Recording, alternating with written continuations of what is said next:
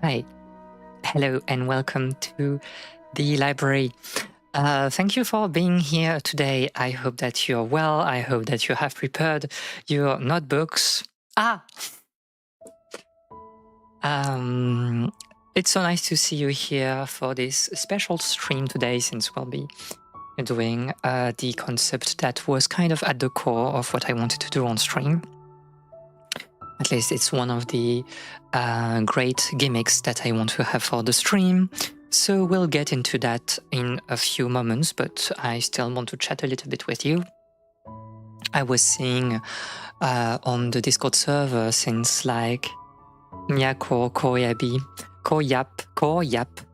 I've seen on the Discord server since yesterday that you were planning to do something on Stardew Valley. I've not like followed everything, and it's kind of like a very grassroots initiative.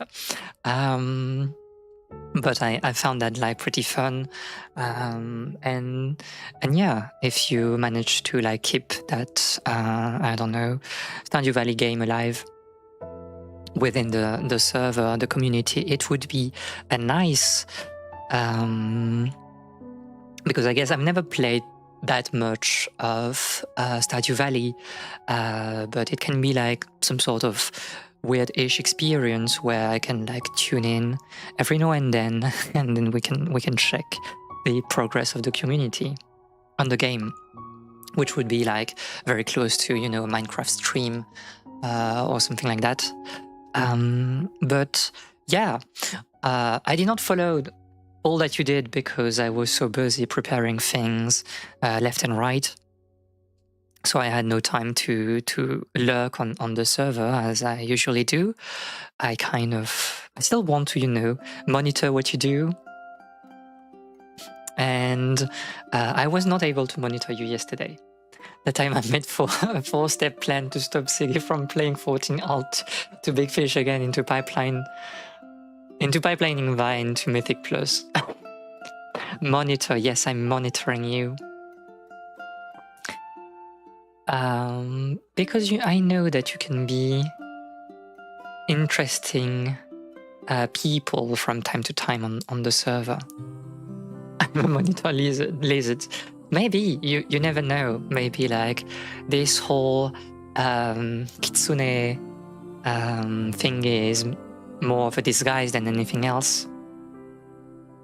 But that you'll never know, although it ties with the topic of today. By the way, so I don't really know what will be the length for the early for their books, because I'm aiming for like a 20-minute video, but that doesn't mean that we need to do a 20-minute. By the way, I think like the music is like very loud. We don't need to do like a 20-minute section of stream because I will edit the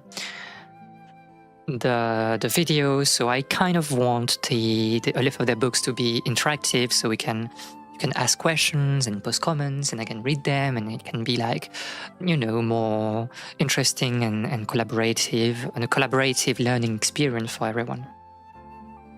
I'll start the stopwatch, but are you like, you know, do you have your license for being like an official stopwatch referee?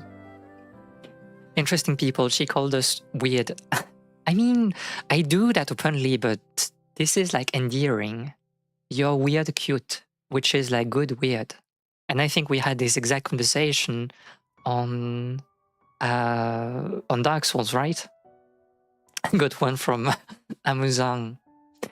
This happens to me every stream, but that's why I like you. I love you. You don't understand. It's my language for love. But yeah, I don't know how long it will last. Hopefully not 1 hour, but we'll see. Also, we are playing Sudocats after that. By the way, is the name for the stream like correct? Did I change that properly before we started, or am I like completely crazy and I forgot to do that? If someone can tell me. Looks right to me, okay. I was a productive and prepared streamer today. Maybe. But yes, we'll play Sudocats because I want to do some Sudoku and I want to see cats. And I don't know, it will be fun and cute. You're always productive, maybe. I don't know. Not Sudoku. And what do I wanted to say?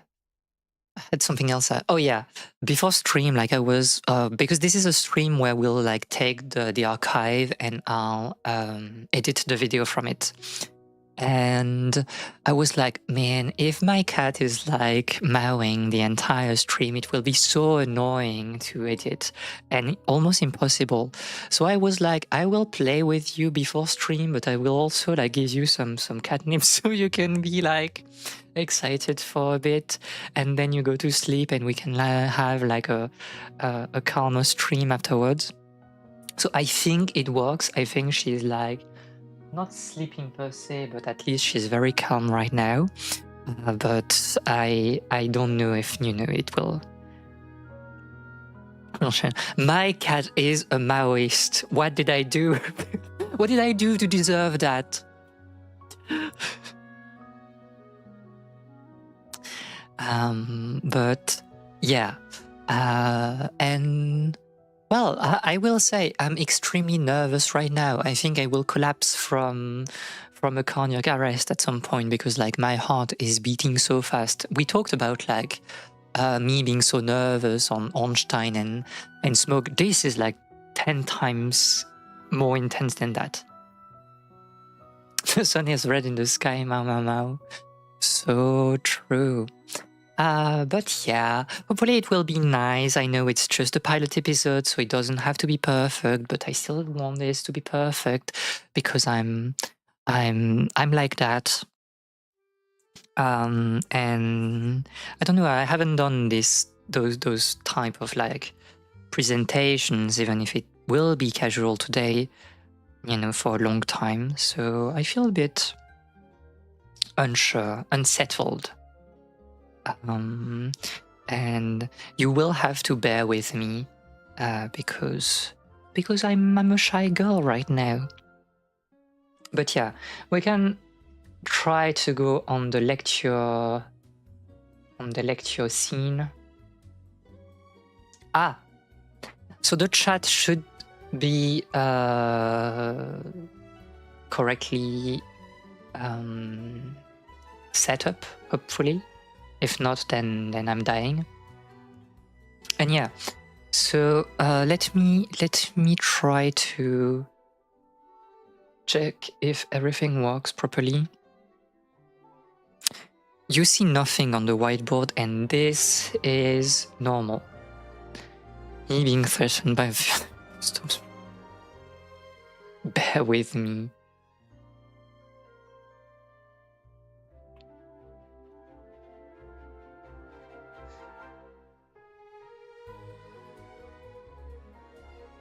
Yes, that should be it.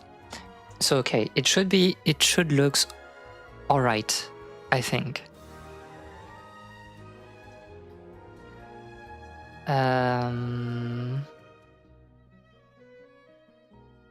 Yeah, I don't know what to say. Is like the music too loud or not? Because I will keep the music on the background just to have like some, you know, audio background. But is it like too loud or not right now since I've changed like the audio setup a little bit? I say it's slightly low, but it's okay. It's fine not to like. Well, the idea is just to have like some noises, you know, right? You should like focus on me, not the music. If you focus on the music, then maybe I've done something wrong with my prep. I think I can like bring the volume a bit up. Your voice is much louder. So let me like put like maybe 5 decibels. Hi, I think it's a good level. Okay. again, it's the problem. You can never ask chat because you will have conflicting opinion, and then it's impossible to do the audio setup. But like, it's too late. I should have done that before stream by watching like my own archive and do some audio tests. But I didn't do that because I was like playing with my cat since she was so noisy earlier, and I'm completely lost. Okay. So do we need to begin? It's like. Can someone do the introduction for me? I'm so nervous. We got a free Rakugo performance, so I need to like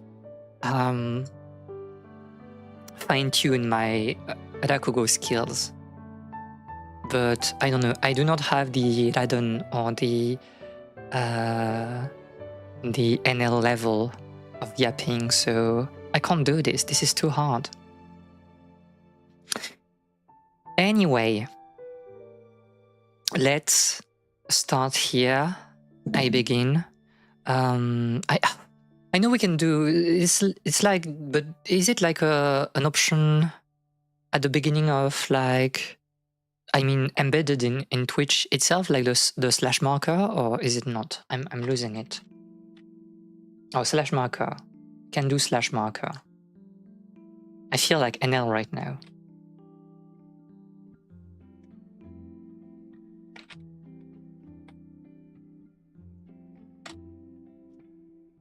Slash marker live of their books, maybe. I think NL could do Rakugo unintentionally, but I don't think he could do it if he actively tried. I mean, you need to know what Rakugo is. It's a bit...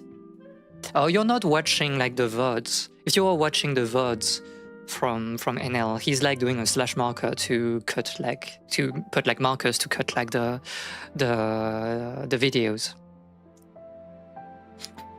So I can find where the beginning of this section is without, you know, having to search the entire stream. Anyway, I think we should start, else I will die. You can say hi to YouTube at some point also. But help. Goddess, help me. Created content from the library. I'm not ready for the raw unfiltered NL. And there's like some... you know, incredible qualities to the raw NL. You're too early. I don't say hi yet. You're too early. Rewind it. Okay. Don't do it. I don't know how to begin now. I will keep saying it, it's fine. Okay, so let me try to... I will drink like a little bit of water at the very least to calm down. My heart is pounding like crazy. Bye-bye, YouTube. Yeah, we have been recording like videos back to back to back. Okay. Hi YouTube, and welcome to A Life of Their Books, the series where we are talking about art, culture, and history. I'm Miyabi Mitsuhara, your Fox librarian, and I'll be your host today. This is the pilot episode for A Life of Their Books, and before we begin, I want to talk a little bit about the concept, since it's a little bit special because we are... recording live on YouTube, I mean on YouTube and on Twitch, so that's why you can see the chat just above me.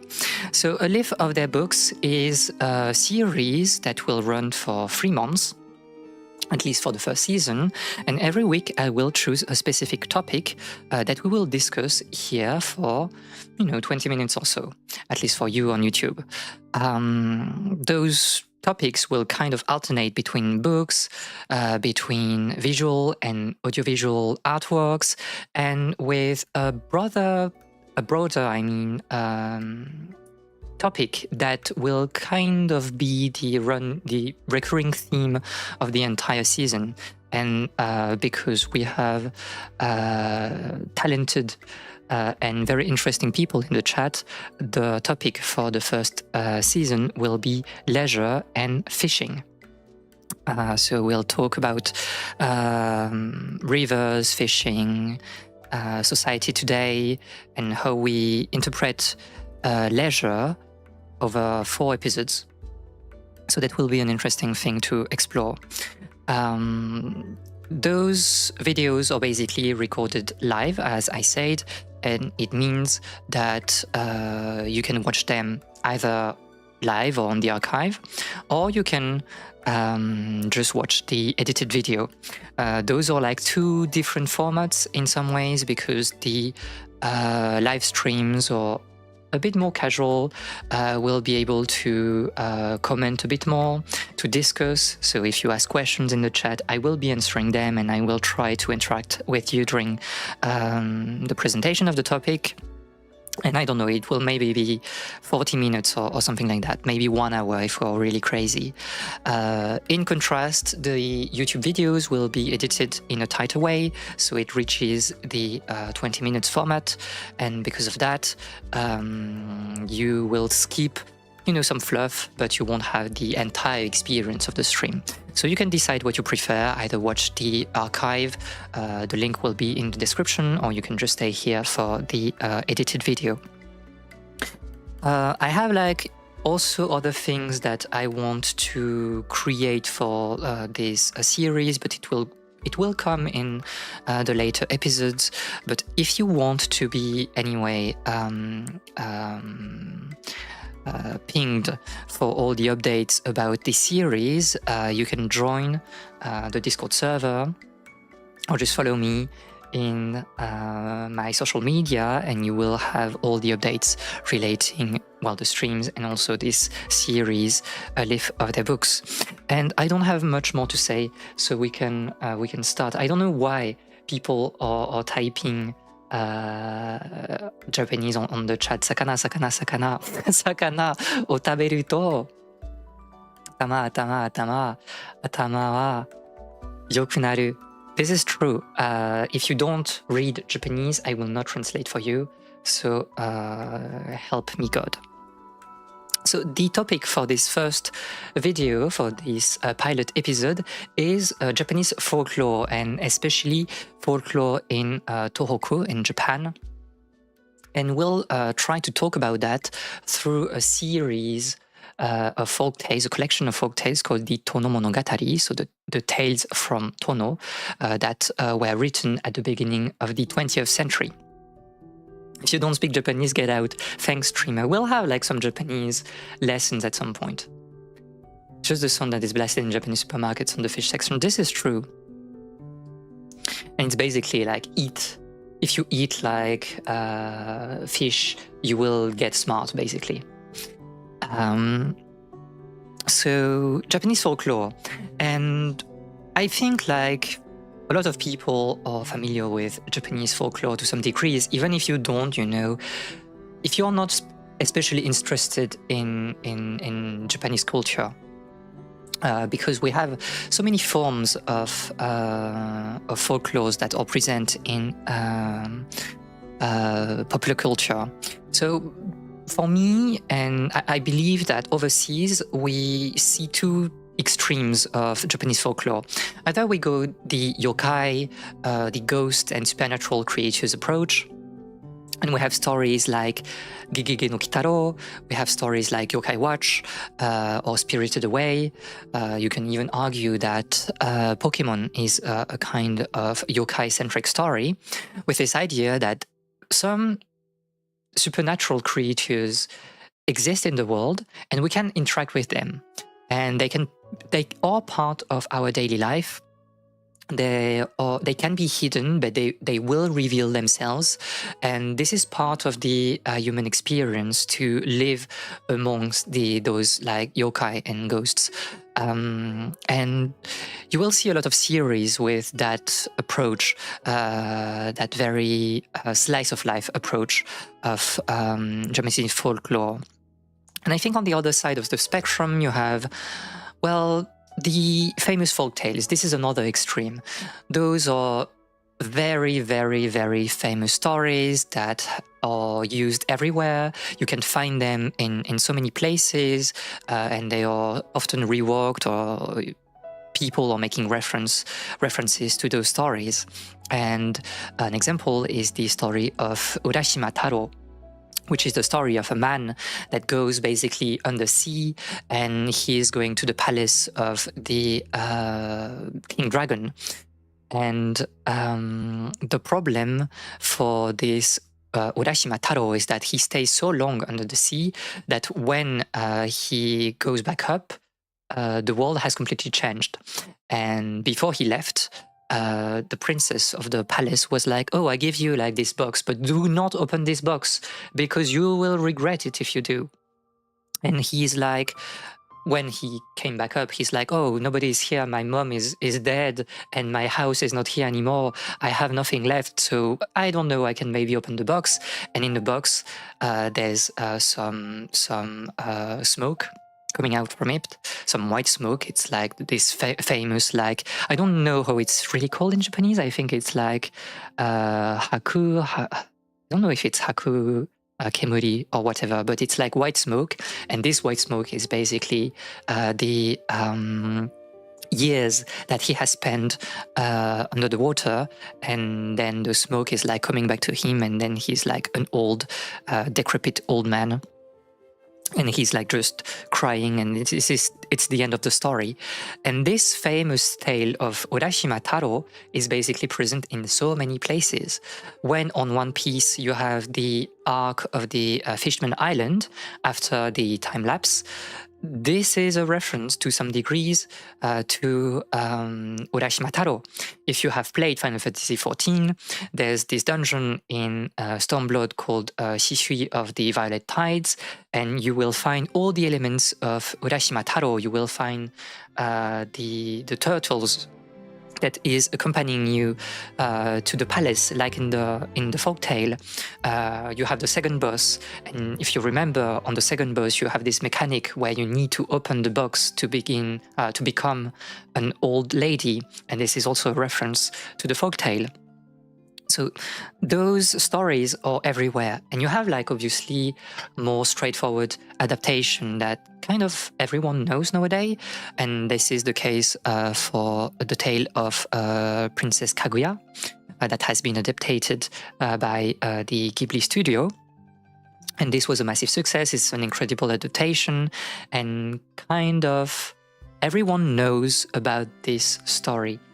Tsutirima-sama. Breathe in. Sorry, I'm getting excited about all of this. But the idea is that, yes, you have like all those stories that are well known today, and maybe you know other stories. Maybe you know about Momotaro, the small warrior that was born from a peach, or maybe you know the story of Gon the little fox. So those stories are famous folk tales, and they are so famous that you cannot really pin them to a specific part of Japan.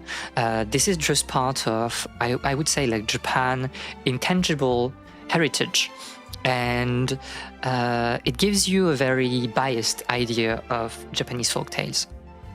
And I believe that we should explore today what is in between those two extremes. And you already know some examples.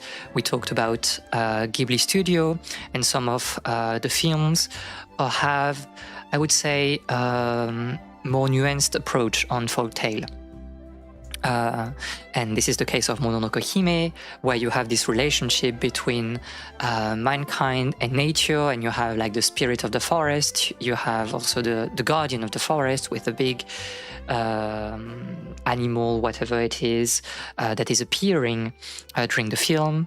You have the same thing in The Boy and the Heron, the last Miyazaki film, where you also have a section about those spirits that are very close to the one from Mononoke Hime, and the character is playing with them. And in The Boy and the Heron, the character is kind of entering a dreamlike world, and that kind of ties, the world of humans with the world of the spirits.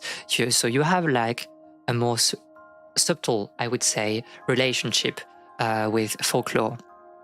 And you have obviously some stories about ghosts, especially in horror games that are really rooted in Japanese folklore. I've put Fatal Frame, the last one here, so Maiden of the Black Water, because you're basically going into a forest where people used to commit suicide.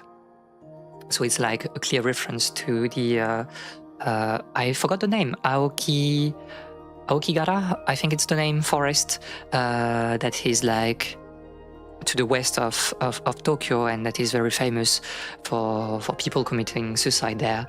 And this is like a sort of reappropriation of folklore, but without going all the way into the ghost story, because it's still about people. Fatal Frame 5, Aokigahara. Thank you. And this is always a story about people, this last game.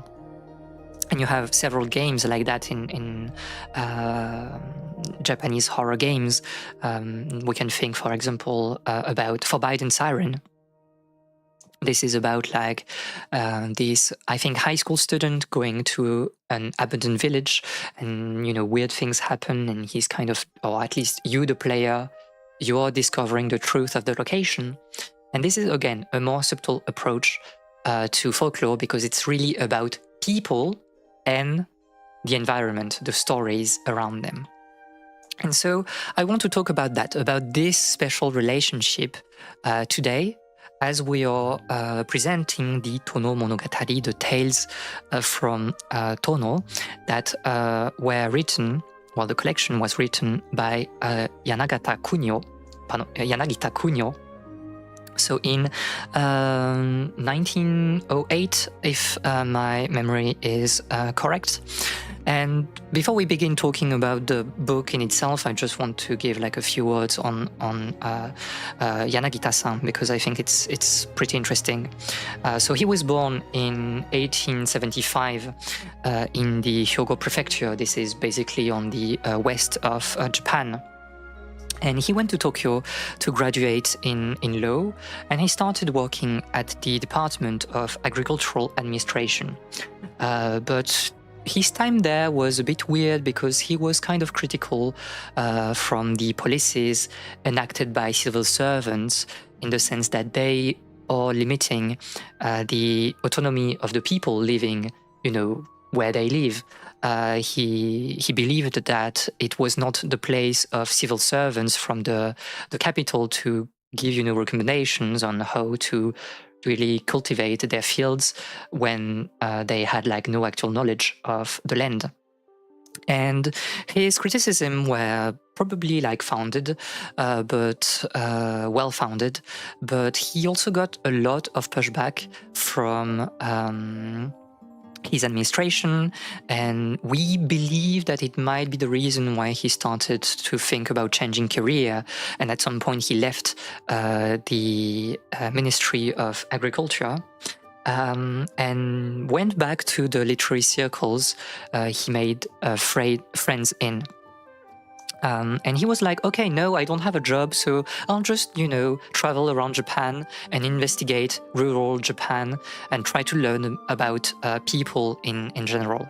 And that's basically when he started thinking about folklore and writing this book, the Tono Monogatari, at a very specific point, well, with a very special encounter, I would say. If you are not Japanese, Yanagita Kunio is probably not a name you're familiar with. But if you are Japanese, everyone knows him, because he's the father of folklore studies. Basically, the shape of Japanese folklore today is thanks to this singular man. He just spearheaded the entire field, and people still have this very deep connection, or they like understand the very deep connection between folklore and people, because it was his method. And what we will explore today with the Tono Monogatari is a whole aesthetics that is still at the root of so many stories today. So let's talk about Tono first, because like all the tales are based there. So the Tono Monogatari is set in the region of Tono, Tono being a small village/city in the northeast part of Japan. This is highlighted here on the map next to me. And if we go a bit closer to that, you can see that, it's kind of a vast region, right? You have like a lot of rivers. We are not exactly near the coast, but we can see the coast. And you have like some mountains on the north, the Mount Hayachine, that will be featured in some of the stories. So this is a big land, a big part of land with many, many, many legends. He is the Tolkien Japanese of folklore. This is kind of, yes, the situation that we are in. Obviously, there are some people that kind of followed in his vision and steered some aesthetic choices towards, a certain idea that will stay. And it's especially the case with Gegege no Kitaro that we talked earlier, but that's basically it. Like, Yanagita is basically Tolkien for Japan. And so all the stories that we will be talking today are set in this particular region. So in the land of Tono, and in general in the prefecture of Iwate, that is larger than that, but yeah, the Tono region is part of the Iwate prefecture. So before we say how Yanagita started writing the Tono Monogatari, I want to make something very clear. For Yanagita, folklore is about people and their world. And it's evident when you read the collection. Because when you open the book, you have like a sort of prologue of Yanagita explaining why he's like spending some time in Tono. And one of the first thing that he is explaining is this festival that you can see next to me. The text is small and it's not very important. If you're on the video, you can pause to read the text. But the point is that this is the description of the deer dance, or the dance of the deer. In Japanese, this is shishi-odori, so the dance of the lion. But the lion is basically a deer because, I don't know, this is like the tradition in the region of Tono and in Iwate prefecture. And he's like describing the dance of the deer, saying that, oh, I was like traveling for so long, and this is like the first sight that I saw. I saw like the village in the distance, and I quote, against the green backdrop of, well, the whole village, but like the mountains and the forest. And people were doing the dance of the deer. And then I could hear like girls laughing and children running about. And at that point, I could not help but feel the loneliness of being just a traveler. Because Yanagita is a witness here. He's a stranger of Tono. He doesn't know the region. That's the first time he came here. And so for him, seeing this festival that is so foreign really makes him think that, oh, I'm just a traveler. And this is a running theme of this entire book. He's just like watching people do things, trying to tell stories about a land that he is discovering, and he's talking about people. It's always about people. And actually, the last story in the book is again about the dance of the deer. So Yanagita is enclosing this entire collection within a festival. Not about, an abstract story of, I don't know, ghost or kappa or whatever else, but about people having a festival. And this is, the running thread of his collection. So let's talk about how he started to write the Tono Monogatari and what the method of Yanagita was. So first of all, when he was in Tokyo, Yanagita met Sasaki Kizen. Sasaki Kizen is a kind of writer that was born in Tono and went to Tokyo to, meet some people and maybe get famous. And the two men talked to each other. And Sasaki Kizen told like many stories to Yanagita. And Yanagita was like, this is pretty interesting. Like, you have such a good memory and I'm really interested in your region. So maybe we should do something about it. And this is basically what is like the text on the screen. This is basically what he writes, what Yanagita is writing at the beginning of his book. He's like, oh, I met this man and all the stories that I have wrote are basically what he said to me, and I've done like no changes. This is like the raw, unfiltered, pure storytelling from Sasaki Kizen. But the problem is that he's not that good of a storyteller. So, I'm just making a few adjustments so that it reads better as a book. So that's the first step of Yanagita's method, listening to people, listening to their tales. After that, he's like, okay, now that I have some ideas of what to expect, I can go there. I can go to Tono City and try to see for myself if those stories are true. Well, not true, but at least how they are embedded in the land. And so Yanagita went to Tono at this time in 1908 to discover more about the culture.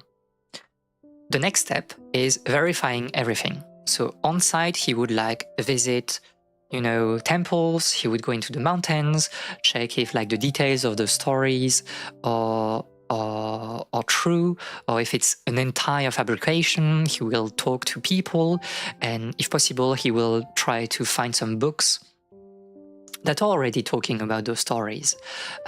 First step is the verification. And the last step is just writing. Is writing with flair. So that's why Yanagita is kind of lying when he says that, oh, this is the stories from Sasaki. No, it's the stories from Sasaki, but with some research and with him making some changes to give a good idea of what Tono is for him as a traveler. And it ties to the idea of he's just a witness. He's trying to be knowledgeable enough to talk with certainty about the stories, but he still wants to be a stranger. So you have a sense of discovery and of wonder when you're reading those short stories. I mean, those folk tales. So yes, with flair, with a literary flair. And this is basically the method of Yanagita for his entire career. And you can argue that it's not exactly a scientific method. And it's true, to be honest. And that was like one criticism that some folklore scholars did to Yanagita. They were saying, we are not sure about your method. Maybe like you should try to be a bit more accurate and precise when you're, working on folk tales. And Yanagita was always, I don't care. I'm talking about people. And what I want is that my readers feel that those stories are genuine and are really talking about, people that existed. So he was always like, you can criticize me, but yeah, who cares about you? Okay. So what are exactly the Tono Monogatari? This is a collection of folk tales, and you can see from this text, if like you can read it, it's not that long of a folk tale right here. You have like two sections here. We have like folk tale number 17 and 18 on the screen. So it reads extremely fast. You have like 119 folk tales, and the book is like, I think it's like 70 pages or something like that. So it's very, very short.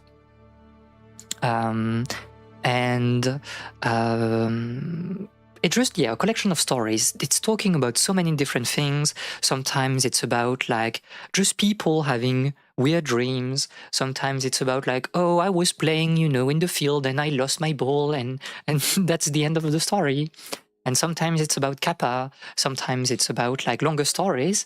And it's kind of the case here with Magozaemon, which is like the series of stories that I've selected for the stream. I won't read everything, but we'll try to like summarize what is happening here.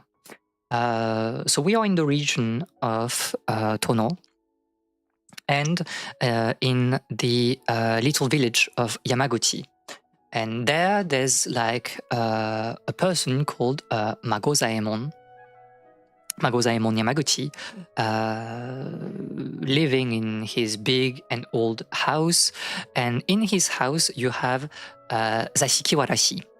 So those are like the, pilote children, some sort of like young spirits that are hiding, I would say, in the ceilings or in small rooms, and they would just bring good fortune to the owner of the house. And so Magozaemon had like those two spirits in his house, and he was like rich and wealthy and had like a happy life. But at some point, like one traveler from the village, I mean, not traveler, but one resident of the village was seeing like those two girls coming out of his home. And he asked them, "Where are you going? What are you doing?" And the girl was saying, "Oh, we are going like to another house in another village. So we are leaving this place. Goodbye." And the man was like, "Oh, but those are probably the spirits from Magozaemon's house. And now that that those spirits are gone, maybe some bad things will happen to him." And you can read it at the end of the stories. It was not too long after that when 20 or so people in the family died in one day from mushroom poisoning. Only one 7-year-old girl did not die. She merely grew old without having any children and recently died of an illness. So, yeah, and this mushroom story is very interesting because like you read this story and you're like, oh, so you have like Zashiki Warashi existing in this area, and those are like famous spirits that are typical of northern Japan, of the Iwate prefecture, and something bad happened. So maybe I want to read the rest. And you can just do that by like turning the page and you have like the story about like the mushroom. And basically, it just like some mushrooms were like growing around a tree, and like Magozaemon was like, those mushrooms are a bit weird. Maybe we shouldn't eat them because we don't know what they are. And one servant was like, well, you just make a soup with them and it will be fine. You can eat the mushroom. This is not that bad. You won't die. And so everyone was like, he's probably right. We can eat them in a soup. And then people drank the soup and everybody died. And except for the young girl that was playing outside. And that's what they wrote. A 7-year-old girl was outside on this day, absorbed in playing. The fact that she forgot to come home for lunch saved her. Famous last words. And the story is like, okay, so everyone died, and so the relative of the family just came all around, the region to steal basically all the goods in the house, even the soybean paste for cooking. And the relatives say that they had loaned the money to the master earlier or had some kind of agreement. And the last sentence, this was a wealthy Choja farm family, one of the first to establish the village, but in a single morning, everything it had was gone. Not the soybean paste. They took everything. So you might be interested in the word chosha. So you have, I've put like the kanji for chosha just below. It can be translated as rich owner, or more accurately to millionaire. And if you know a little bit about, a lot about like Japanese folklore, you may know the story called Warashibe Chosha, the straw millionaire. And it's a story about a person, basically he begins with some straw, and he's like exchanging this like straw for like other objects, and at the end like he gets a horse and an entire mansion, something like that. And this is basically, by the way, the inspiration for the exchange item quests in Zelda games, like starting with something small and then getting things with more value afterwards. And then he dies. No, he doesn't die in Warashibe Shouja. But yeah, so what is interesting about this story about the mushroom is that first, this is a bit insane. Like, we're talking about people dying, and there's like, the story is a bit, I don't know, cold. It's like, yeah, they were a bit dumb and they just drank the soup and everybody died. But also you have this section about the relatives, about people being greedy.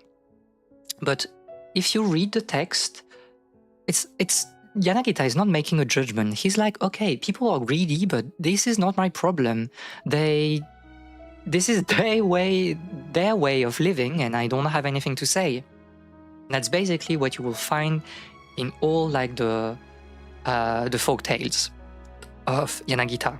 A very descriptive approach to storytelling, but never judging people, because that's not his place. And it's exploring psychology without judging people. And we will see that in the next stories. So you think that, okay, everybody died in the house of Magozaemon, what more can we say about this? And then the story is going back a little bit, because we will talk about the weird things that happened before everyone died. So there were signs of trouble before this calamity. And one day, when the men were taking out the hay with their pitchforks, they found a large snake. And the master said not to kill the snake. Please, why would you kill the snake? They are friends. We don't need to kill them. But the servants did not listen and beat it to death. And after this, there were more and more snakes under the hay. And when they wiggled out, the servants, partially for amusement, killed them all. Wait, says Sigi. But in this story, there's this idea of, yes, there were like signs of troubles before. Like normally you don't beat them to death, just like struck them to death. Please excuse my French pronunciations of English, right? It's hard for me. Nom nom nom nom nom. But so yeah, many snakes, and this is not normal. And this is basically because the protection of the pilote children went away. And again, Magozaemon has a good approach of, the problem. He's like, do not kill the snake. But he's not the culprit here. The root of the problem are the servants that killed the snakes, but for amusement. And we, again, have this idea of we are exploring the psychology of the people there, but we are not judging them. They did that for amusement, and, this is their life, and this happened like a long time ago, so who cares? And after this story of the snake, we have a story about Magozaemon. And we can ask ourselves, well, if Magozaemon was right all along, why did people not listen to him? And the answer is basically in this very last tale. So he was the scholar of the village. He had many Japanese and Chinese books, which is, not that usual in a small village. Books that were sent from the old capital of Kyoto, and he was usually absorbed in reading. He was somewhat eccentric. And at some point, he wanted to gain good fortune for his household, and so he was trying to get into good terms with a fox, with me. So he built an Inari shrine and went to Tokyo to get the highest official title for the fox deity. And then he personally offered a piece of the fox's favorite fried soybean curd at the shrine and prayed. So basically, fried tofu, we can say. And gradually the fox got used to him and did not run away when he approached. It is said that he could reach out and touch the fox on the head. The priest of the village, of the Buddhist temple, was like, nothing is offered to our Buddha, but it gives more benefits than Magozaemon's fox spirit. So we have this idea of an old man being, kind of superstitious. He's also a scholar. He's trying to, appeal to like fox spirits, inari, or like spirits all around Japan, and are tied to like higher divinities.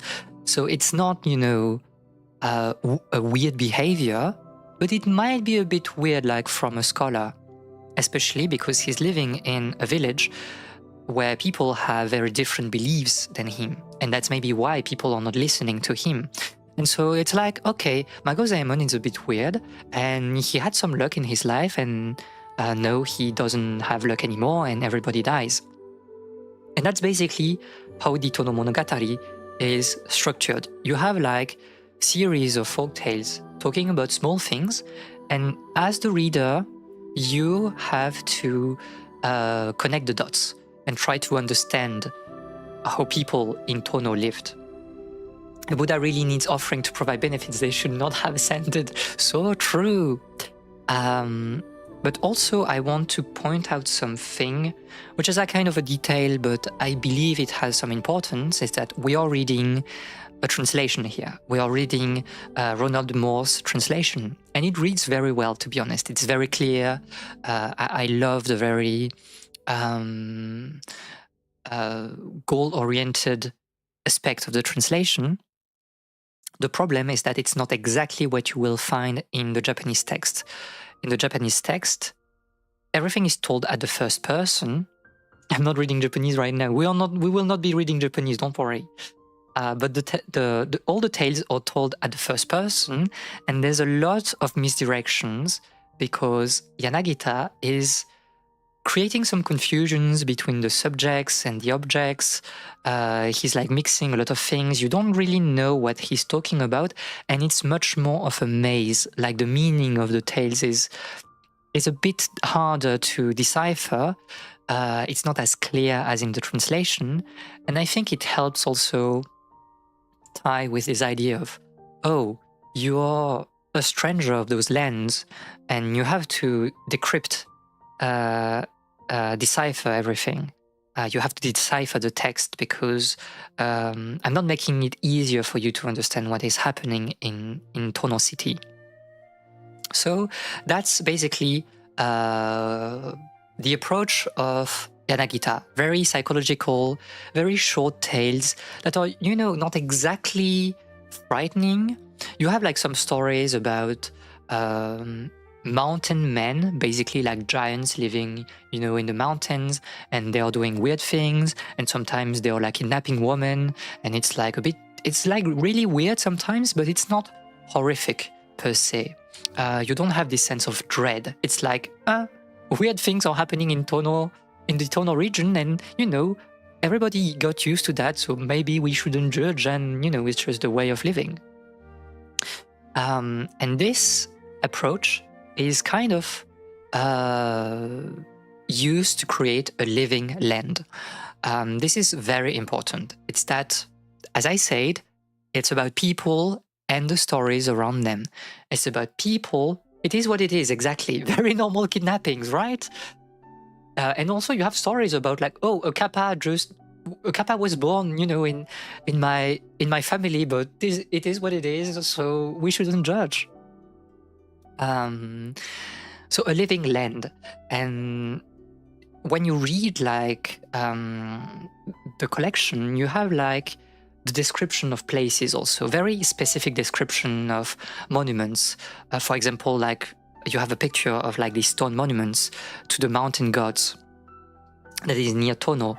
And Yanagata is like, this is important. We need to describe that because this particular stone, as people are passing next to it every day, we need like to describe it so that readers can have a better idea of the aesthetics of the place, the atmosphere that run through the region.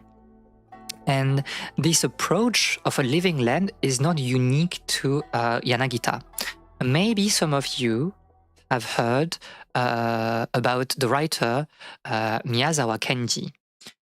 He's especially known well, in the West, I will say, for his short story collection called Night on the Galactic Railroad. And this is like an impressive collection. It has like influenced everything in popular culture. If you watch like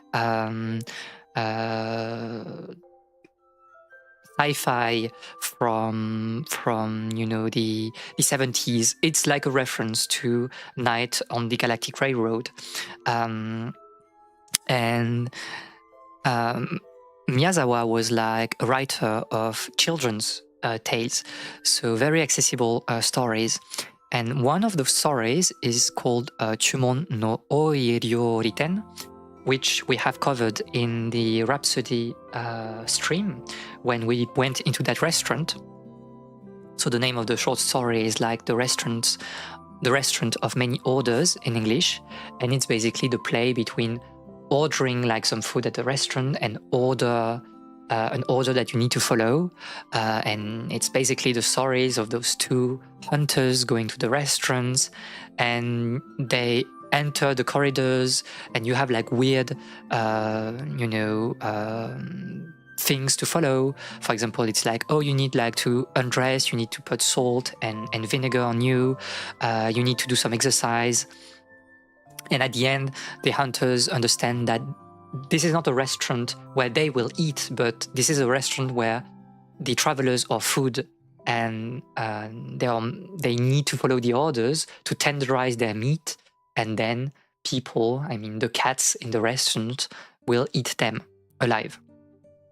And this particular like folk tale, tale of the restaurants of many orders, is set in the Iwate prefecture. So basically in the same location as all the stories in the Tono Monogatari.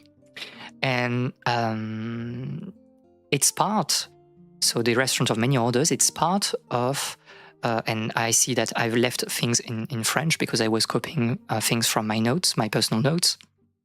But it's about, all the stories are set in the region of Iwatov. So you can see that it's like a sort of transcription of Iwate prefecture in a more Western pronunciation. And Iwatov is basically this region of Iwate, but with a more fantastic feel. It has like Buddhist influence, it has Western influence, it has fantastical influences. And it helped create an idea that Iwate is a land of dream with weird things happening always, and the land is living. And this is also part of a movement in Japanese literature called the Deinen literature, Deinen being like the Japanese word for country, the countryside. And this is like a reaction to like Tokyo literature, right? The high elitist literature. And people are like, no, we want to create literature about other places, because Japan is not only Tokyo, it's like the entirety of Japan, with like so much variety between the regions. And both in Miyazawa and in Yanagita's approach, you have this idea of saying Iwate is a place with rich folklore. People are living there, they are living in a certain way, and this is not something that we should forget. And you can see also about this idea of sort of rebellion against Tokyo.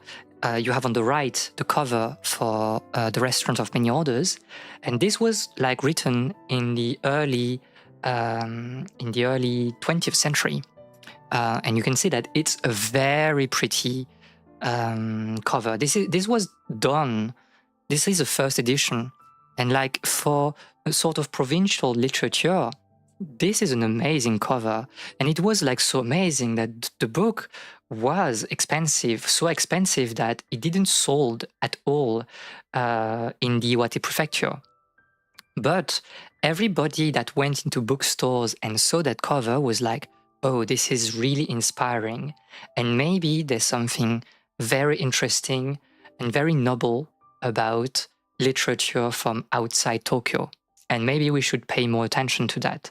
And this is also part of this movement of being like, let's stop being elitist and let's try to be to extend our horizons. Yes, it's a weird marketing campaign. He was like, I don't care about sales. I want like people just to know that it's possible, that it exists. And it kind of worked because like Miyazawa became extremely famous and all those stories became like influential in Japanese popular culture. Let's stop being elitist. So true. But yeah, and we are speaking about like popular culture and influence, and it's basically what I want to talk a little bit here. So you have some reinterpretation of the Tono Monogatari, and still today, like what I'm showing you right now is like the manga adaptation by Mizuki Shigeru-san. And we won't like talk too much about this, but just with like those, 3 pages, you can see something interesting because the environment is drawn in a very realistic way, right? You can see that it feels very grounded. It feels very, solemn. But then you have like the characters and like the animals, and they have this very cartoonish quality, right? It's like kind of like humoristic approach to drawing, and there's this contrast between the land that is alive, that is real, and like those stories that are a bit weird, but that's also part of the fun. It's telling like weird stories, and this adaptation is very interesting for that. Like this is a really, really good adaptation. You can read it in English. I know that it has been translated also in Spanish, and it's a very good way to approach the Tono Monogatari if you don't want to read the entire book. Very good manga.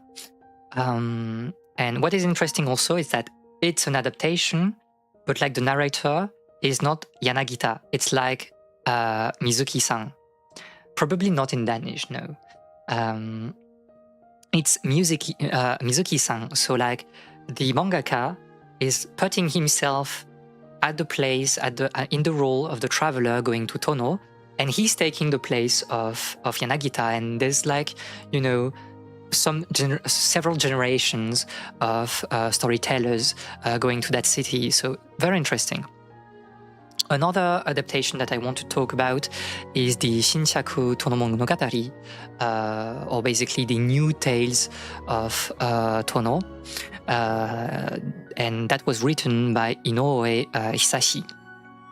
That is a famous like modernist, playwright, and he's going for something a bit experimental with this new collection of stories from Tono.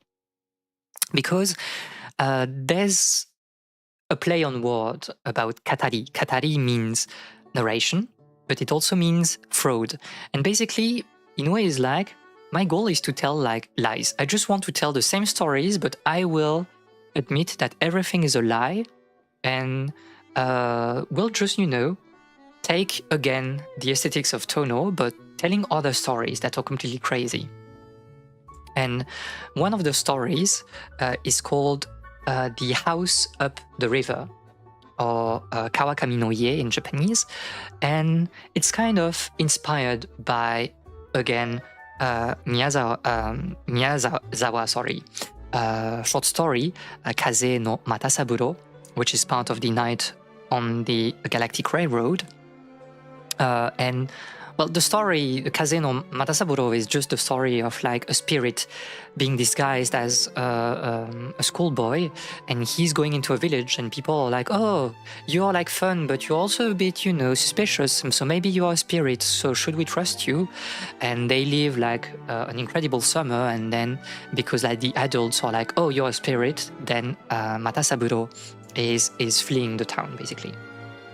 And we have like something similar in the story of Inoue-san, where it's a kappa that is disguised as a schoolboy, and he gets like very close to the narrator of the story. I mean, the storyteller, in the same way that Sasaki told the story to Yanagita, it's like Inobuse told the story to Inoue. And this schoolboy Kappa was like, oh, I want to become friend with you. And there are like weird things happening. For example, like the schoolboy is not very good at academics, but he's like excellent at sports. He can do like magic tricks out of nowhere without props. And people are like, maybe you're a bit weird, or you really like a schoolboy? And at some point, the narrator is like, you forgot like some of your things in my house, so I'll just like bring them back to your house.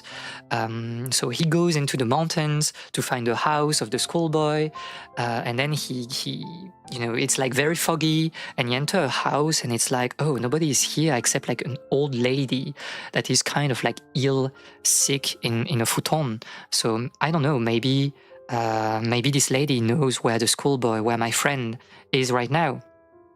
And so Inobuse goes near the lady and he's like, whoa, the lady like looks like a kappa. This is crazy. What is happening in here? And the lady is like, oh, you are here, Kotaro. I need some liver. I need to eat some liver because I'm ill and I will die if I don't eat a liver. And the narrator is like, what is going on in here? This is crazy. This is not reality. I'm in a dream. And he's panicking. And at some point, like, Kotaro opens the door and he's like, very serious. And he's like, did you hear anything? Have my mother told you anything about, her condition or whatever? And the narrator is like, no, I swear, I heard nothing. And they leave together the house, and some days after, like, the brother of the narrator just dies droning when he was playing. Basically, like, the boys were like going near a lake or something like that, and Kotaro, so the kappa schoolboy, was like, I bet you can't like dive in this lake from that high. And like the brother was like, oh, I can do it, bet. And he goes into this rock and he jumps into the water, and then you have like some moments are passing, several minutes, and then everyone is like, this is weird. Maybe, he should have gone up at this point. Like, this is not normal. And they try to find like the brother, but he's not there. And like 1 week later, they found his body completely bloated. And I quote the text, the bowel and liver skillfully extracted from its anus. And after that, the narrator explains that they did like a black funeral for his brother. And a black funeral is basically no white, don't quote me on that, but no color white allowed on this funeral. And this is basically done to as a vengeful funeral when we believe that a kappa has killed someone. And indeed, like Kotaro, basically wither away in the next days and he just dies. This will be on the test. And at this point, like, Inoue is asking, so like the schoolboy was a kappa, right? You're telling the story of a kappa that was, that killed your brother and that took his liver to kill his mom. And Inobuse, the man telling the story, is like, no, I don't know. Maybe it was a kappa, or maybe it was not. Maybe I have like, it's just bad luck and I have hallucinated everything when I went into the house up the river. And this is like one of the story in like Tales of the Mountain Cave. It's taking the aesthetics of Tono, the stories about kappa, and in the story you find the same descriptions about the land, but it's telling something else. And here Inoue is telling that humans and yokai cannot live together. And this is very different from Yanagita, right? Because Yanagita was like, oh no, those two worlds are always mixing with each other, and we can learn to accept this part of supernatural. In the case of Inoue, he's like, no, we can't accept that. This is impossible. But also, maybe it's fine because everything that I told is a lie, so maybe you shouldn't trust me. And it's one way of creating meaning with a living land, in my opinion. And so why are we talking about all of this? What has like prompted me to talk about the Ito no Monogatari? Well, it's about the triple catastrophe of 2011.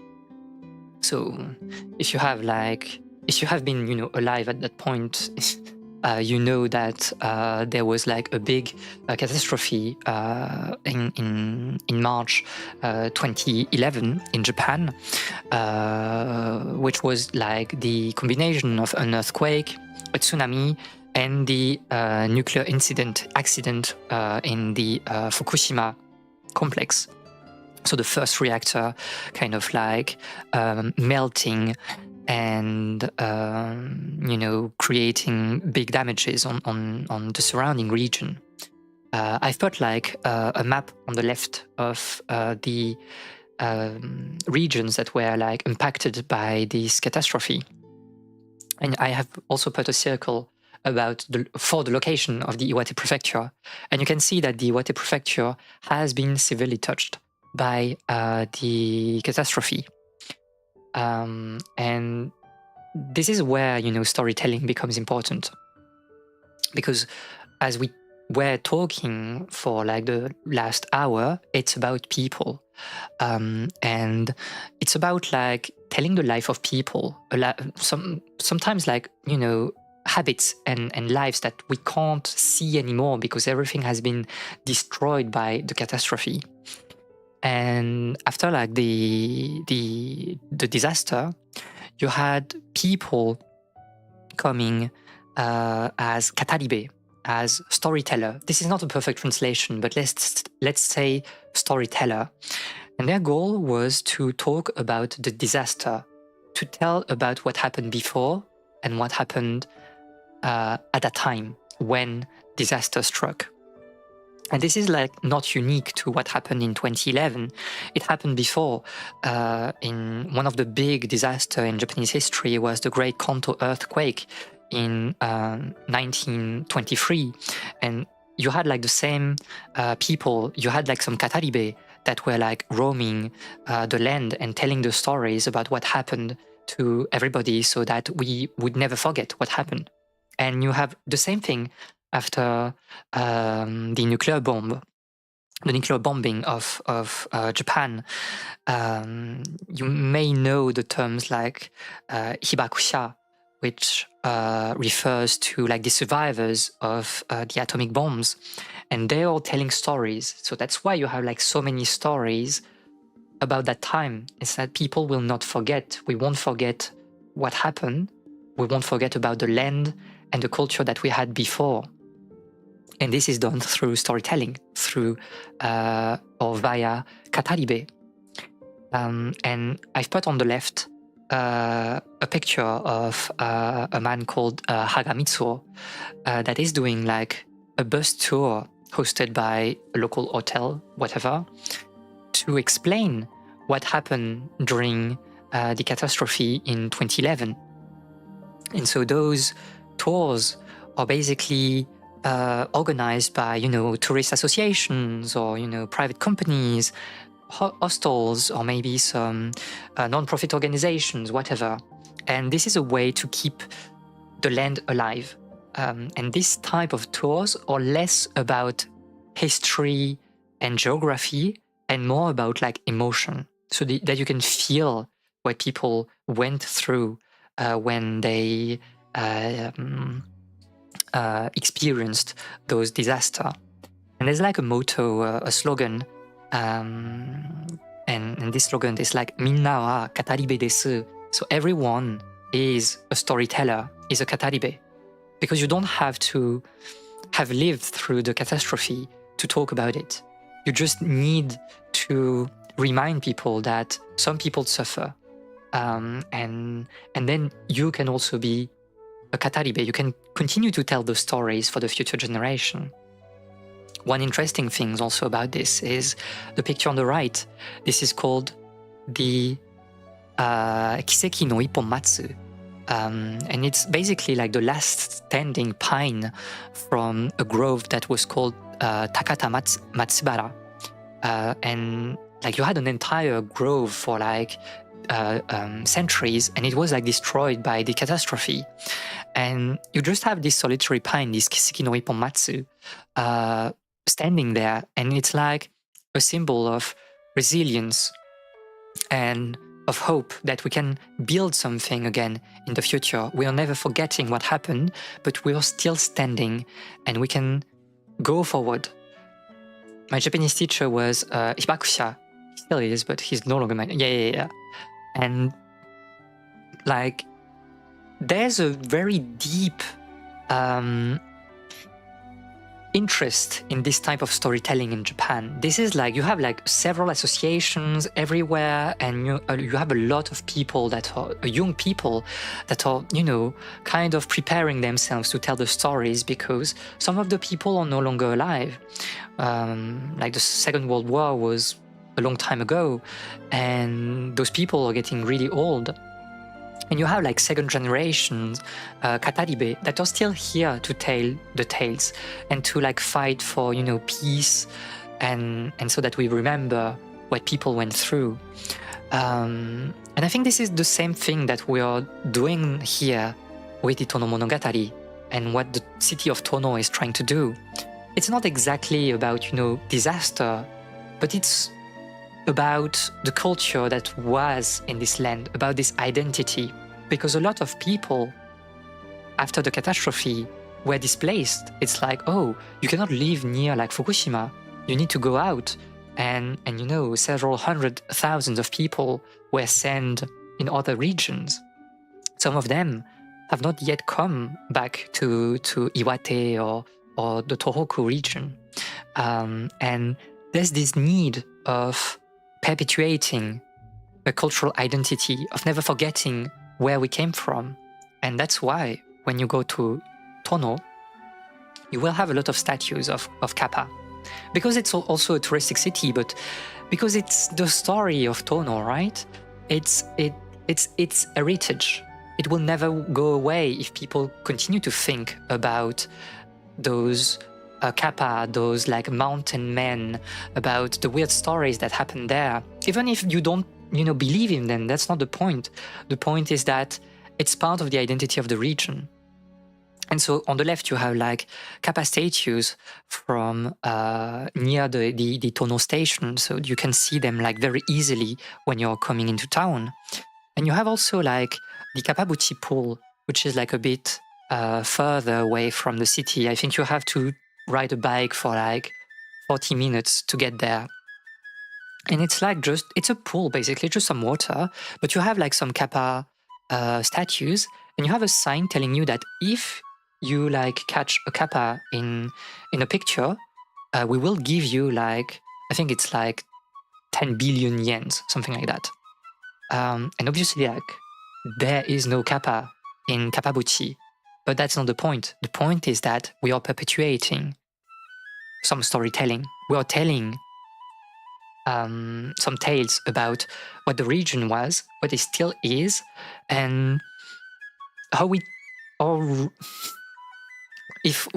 are trying to live into that land. If you catch a Kappa, we give you, not me, but the people from Tono.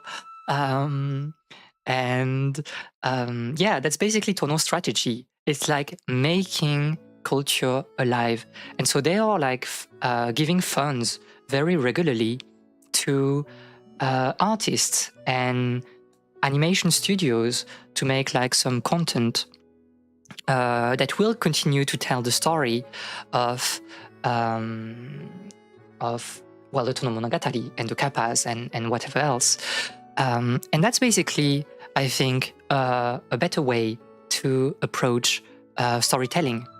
There's this idea of yes, telling maybe horrific stories, telling things that are very weird, talking about like cute creatures, maybe like Yokai Watch or Pokemon, but also like talking about society. And I think this is something that we should not forget, that like all the stories that we're talking about, they are like stories about people in some ways, and that's what I like, for example, with like Pokemon or other series that are a bit wilder. It's like sometimes they talk about how people interact with their environment, and it's especially the case if you read like the Pokemon manga. And I don't know, I think that slice of life is invigorating to understand that we are not alone in this world, and that some people lived before us, and just, you know, reading and interacting with their stories every now and then, it helps us excenter or decenter our perspective, and maybe have like better idea about how to live in this world. So that's basically it for my presentation of the Tono Monogatari, and I hope it was a little bit interesting. And yeah, I'll see you next time on YouTube, like for the, well, next week, I guess, for the next episode. But thank you for watching this particular video.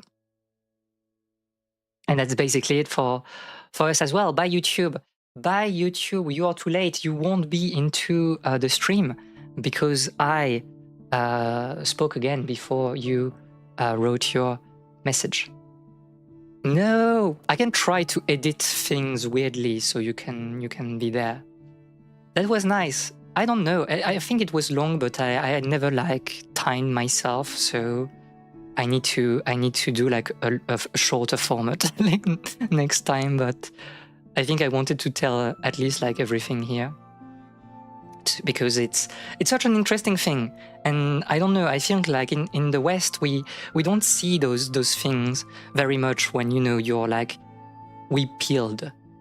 It's like, okay, we are here like for the funny manga and especially anime, but like who cares about like those smaller stories about people? And also like every time you see stories, folk tales like that, people are like, you Japanese people are so weird. I don't know if you've seen like the leaks of Pokemon, and there were like some long stories that were written as lore for the Pokemon, and people were like, what are they doing on the stories? This is so weird. They like, humans are like copulating with Pokemon. This is crazy. And it's like, but it's basically what happens in folk tales, in, you know, everywhere in Japan, in local folk tales. And we are not saying that it happened, but it's a way to interact with the world and to engage with the environment around us. And I don't know, weird things happen everywhere, and they are conducive like to stories, and we shouldn't like judge them based on abstract criterias. Like you have like some people complaining about like human copulating with like Pokemon, and I'm not saying, you know, like it's the prettiest sight I have in my mind, but like you have the same thing in other cultures, right? Greek myths, it's basically Zeus being like the craziest person of all time, or even the same in Nordic like mythology. And there's like some meaning beyond like what you read. It tells another tale, and it tells about how people are interacting with their world, is what I mean. The same way that we know that Zeus didn't exist and didn't like copulate with, you know, woman for real. If you see what I mean. So yeah, that was just the goal of my presentation today. Americans have very weird Puritan values and probably wouldn't ban Greek mythos being read to kids. I mean, yes, it's just that they don't do that because American people don't know Greek mythos. Or at least, you know, the people in power. I think the target audience for Pokemon games are usually different. Yes, but all those stories are told also to children. I mean, and you can say that maybe like Japanese people are a bit, they are different for reading the stories to kids, but like you have also a very famous story in, I don't remember exactly which prefecture, but it's a story about a woman that is going into the mountains for a bet, and she has her babies on her back, and her friends are like, oh, if you like steal the offerings from this particular shrine in the mountains, then we'll do everything for you like for 1 week. And she's like, okay, bet. And she goes there, and then she steals the thing, and it's pretty frightening. And then she comes back from there, and she says, oh, well, to her friends, oh, I've took like the offerings from the shrine, see? And then she can feel like something very warm on her body, like on her legs. And people are like, what the fuck is happening? Sorry, I'm swearing. And then someone is like, well, your baby is very quiet there. It's a bit strange. And then like they kind of take like the baby from the back of the mother, and then you see that the baby is like beheaded. And that's the end of the story. And well, maybe this is like a very extreme story, but like a lot of stories in Japanese like folk tales or in this vicinity, like the story of Gon the little fox is not a happy story at the end. Like Gon was just trying to help a human, and the human thought that Gon was trying to steal, some food in his house, and he's just like shooting with a rifle on Gon the little fox, and the story ends with like Gon being like dead, and it's like really, really, it's like death, and this is like a story that is told to people. I do agree that children should be sheltered on a perfect world of stories. So I don't know. I feel like some reactions to, at the very least, to like that Pokemon thingy were very extreme. Because first of all, they were not published. This was like a leak. And it's mostly like, I think like the reaction was like, oh, you have like some really crazy writers in Pokemon. They are like degenerate and they should be arrested. And it's like, well, I don't know. Because when we are talking some stories about, American stories, and for example, I don't want to name people, but for example, Ozenkard, how is he called? I'm losing it. How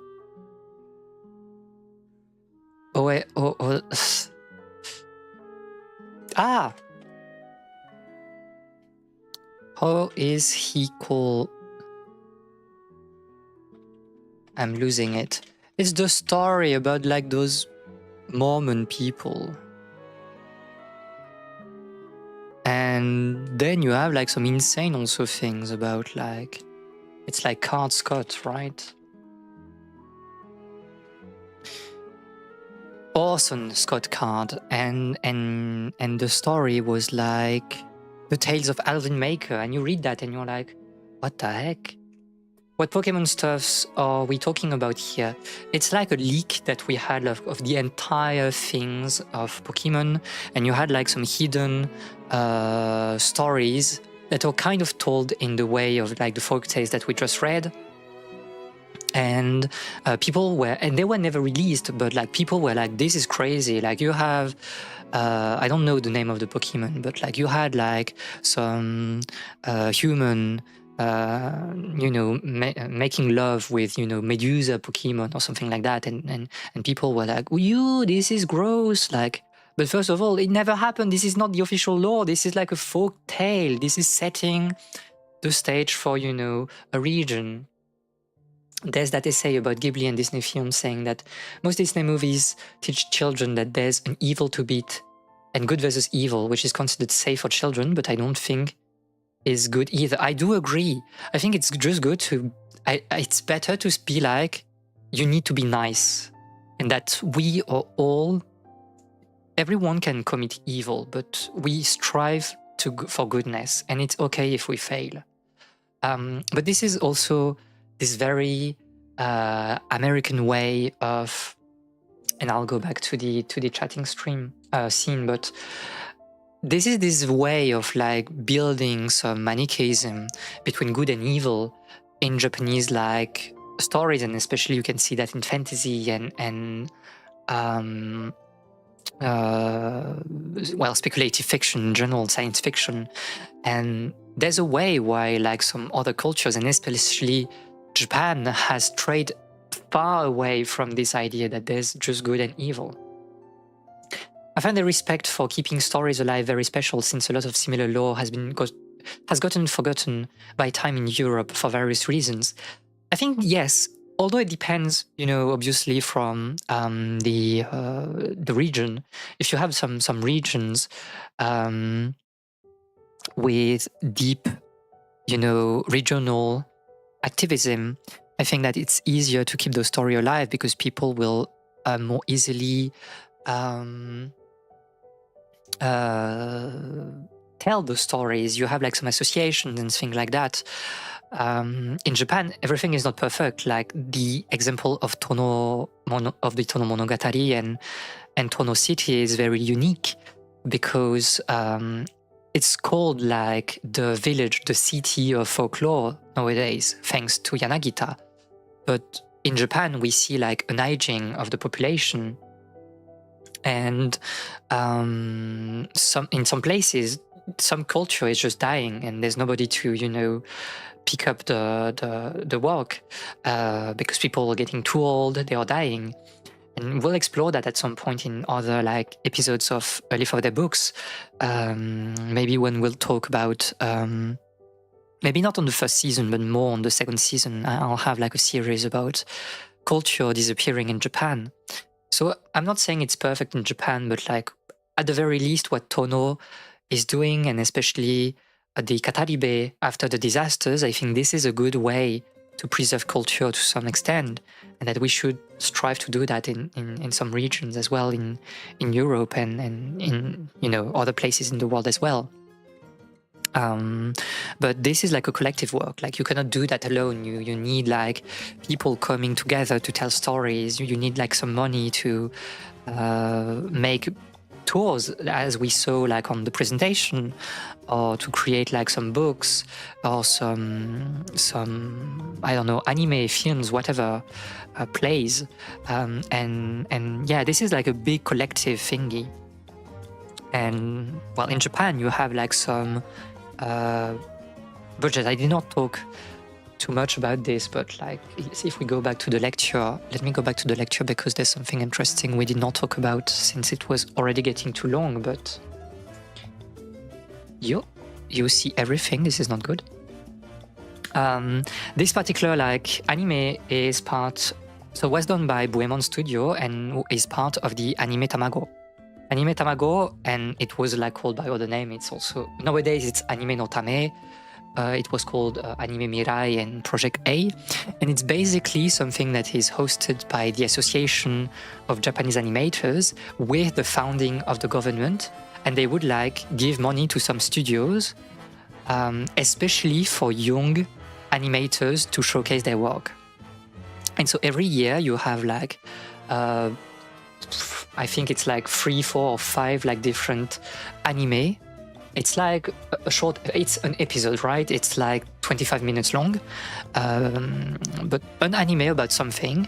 And more often than not, we take inspiration from folk tales, and it helps like keeping things alive, I believe. But it only exists because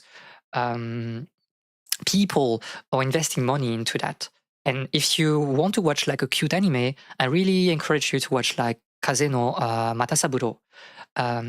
We talked about like the version in the Shinshaku Tono Monogatari. Kaze no Matasaburo is way lighter. This is like wistful. This is not like painful and traumatic. This is like a nice anime to watch. It's very pretty, and yeah, I really encourage you to watch those things because this is also part of Japan. And if you're interested in Japanese culture, then like it's a very good way to broaden your horizons. Maybe at the same time, some cultural things are okay to disappear. I'm for cultural preservation, but it is inevitable that some new things will take over. Otherwise, there will be an endless growth of new things. I do agree, but like there's preservation and also transformation. I mean, you've seen that in the Shinchaku no Monogatari. It's not the same thing, right? It's a material that we are transforming and we are creating new. But there's this balance of just knowing where we come from. Like maybe it's okay to remember we used to be super racist, but we can stop retelling the same racist story, maybe. Yes, I do agree. And which is, again, like the role of rewriting, right? Like you can tell those stories not exactly the same way or not even explicitly, but like trying to create something progressive and new with everything. Because the way Inoue is presenting, like, for example, the Tales of the Mountain Cave, is that we are taking basically the same structure as the Tono Monogatari, but it has been written decades after. So there's another discourse. It's much more like pointed at capitalism. And you have like some issues about mental health and things like that that are very, very interesting in this particular retelling. You could say that the Disney retelling, oh, sorry, I missed a message. Cultural preservation can get easily co-opted by conservatives saying, do not change a thing, everything must be preserved forever, no improvement. But you could say that the Disney retelling of some traditional story has erased the original story from the cultural imaginarium. It's true. And I think it ties again to this idea of, I talked about the motto like, minna wa kataribe desu, right? Everyone is a kataribe. And this was not the first slogan. The first slogan was, dare demo kataribe ni naru. So everyone can become a kataribe. And basically the difference between the two is that in the previous motto, it was like, you can only become a storyteller if you have lived through those times, if you're a survivor, basically. And nowadays, the motto is like, everyone can be a storyteller, even if you have not lived through that. You just need to do something interesting and tell those stories in the way that you want. And I think like we cannot like force people, unfortunately, like, to tell interesting stories and progressive stories and things like that. But the door is open. Ponyo is a retelling of The Little Mermaid, but it is different enough and titled enough that neither could replace the other. Yes, and I think like this is exactly like what storytelling should be. It should always be transformative and tell something new.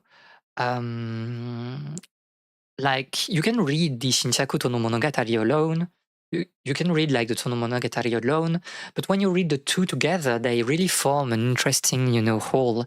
And I really like that. Like I don't know if I gave you, the desire to read like the Tono Monogatari, but maybe I'll post it, on the Discord because it's a short collection, first of all, and it's like really interesting. It's really, really interesting. Just because it makes you think that, oh, I've seen that story, at some point, because either this is a famous story that is told in all over Japan, or because this way, like the story is told, it has been used in like some of the media that I have seen. And I think you have a story about a kappa in the Tono Monogatari, where a kappa is like, you have a horse going near a river, and the kappa is like trying to steal the horse and make the horse come into the water.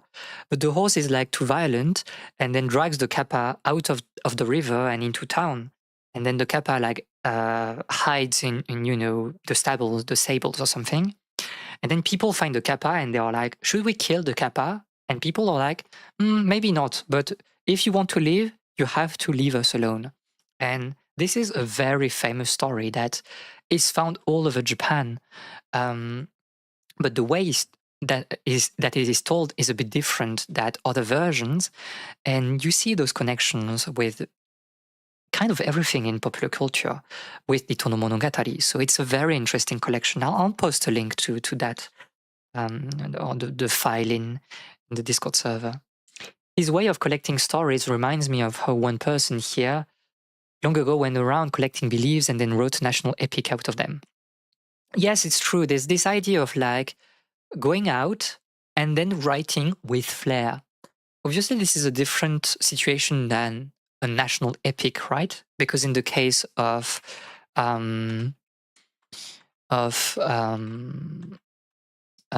Yanagita, he's like, no, I want to tell like local stories, and I know that they stay local, right?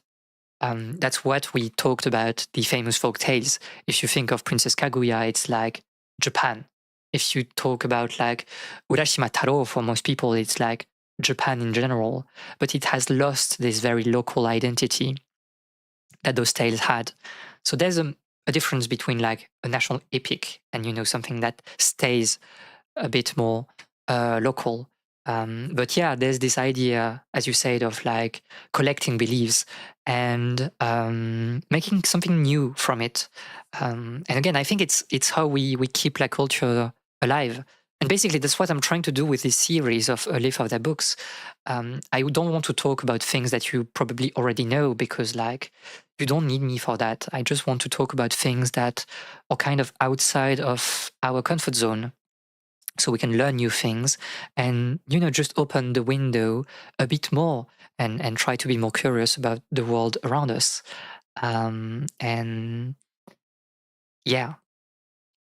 But that's basically everything that I had to say about that. I think it will be a pain to edit.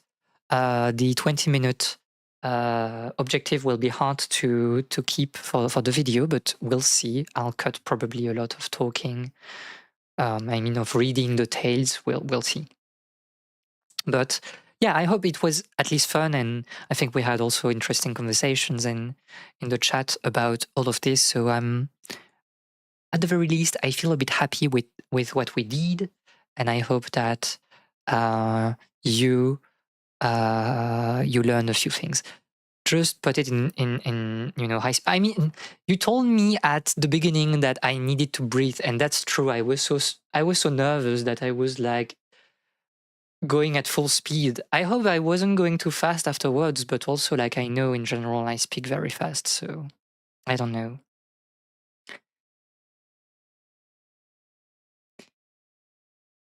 Me happy BBB. This is me.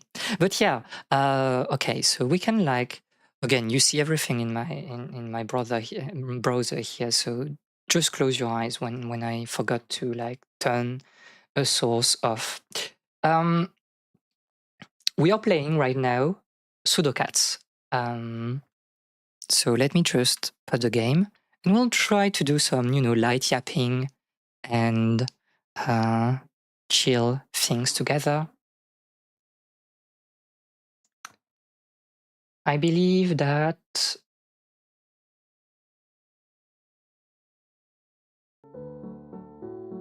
do you see the game? No. Do you see the game? Yes, I think you see the game. So this is Sudocats. We are playing that because I was seeing a lot of people in Hololive playing it. Sudoneko, yes. And because I have no personality, I'm doing the same thing as Holomems, and we are playing Sudocats. So I don't really know how, you know, I've not watched a stream of it, so we'll discover that together. But I also know that this is slightly educational, as always on this stream, because they are telling you how you introduce a new cat to your home if you already have cats, something like that.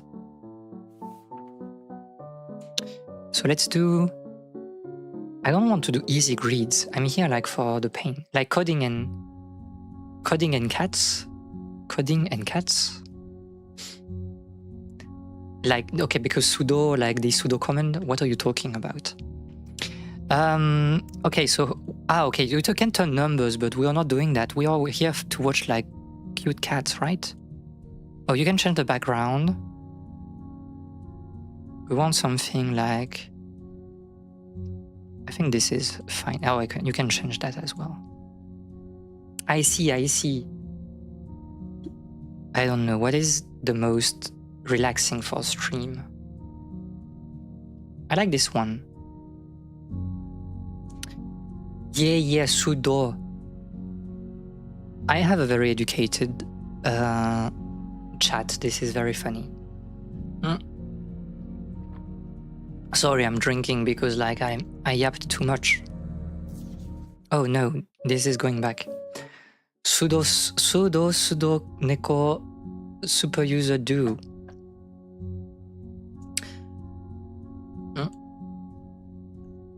Okay. But I can't take notes because okay. I right click if I want to take notes. So how do we play Sudoku? I don't know.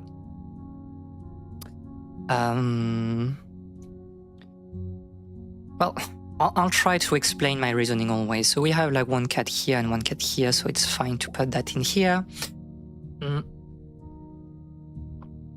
We know that you can see my cursor. Yes, we have a cat here, one here and one here, so it locks this. Just brief forward.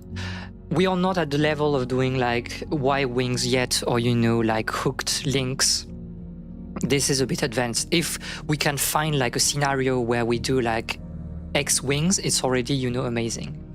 But I don't think this is a very hard game. Those grids seems like pretty simple, so I don't know. And I'm fine with like easy difficulty because we can yap about things.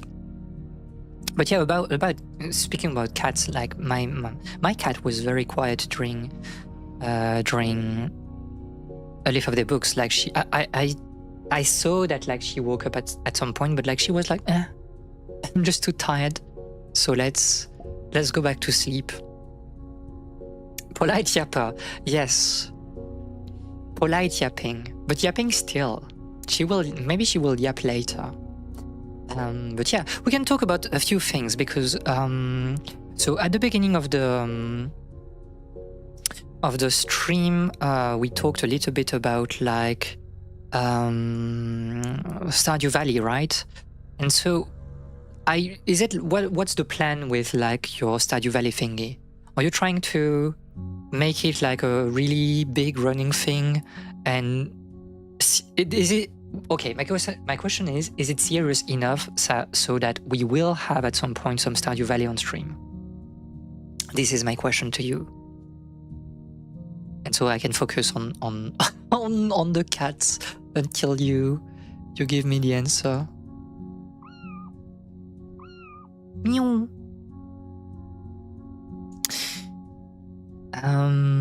We can't do a lot of things with like the white cats, I believe, and I see no option for wings yet, so maybe we shouldn't care much about the cutie sleeping white cat. Let's just get the co-op started first. We already established that I would be left alone in the farm once Siggy fishes and Vi goes to the mine forever. I see it, so it's like a collaborative experience, but at the same time everyone stays in their own line.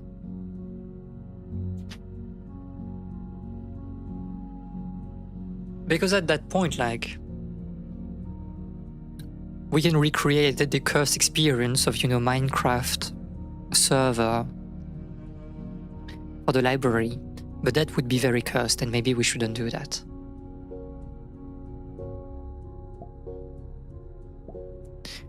Let's do like this like chocolate cat. Meow.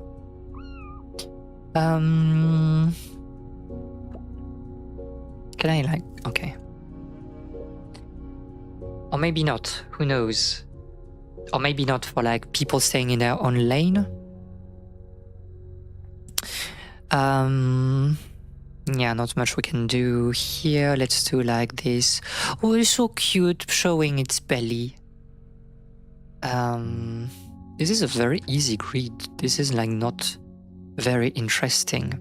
I know I had this discussion of why do people play Sudoku, and I had like some answer. It's just like to do something with my hands.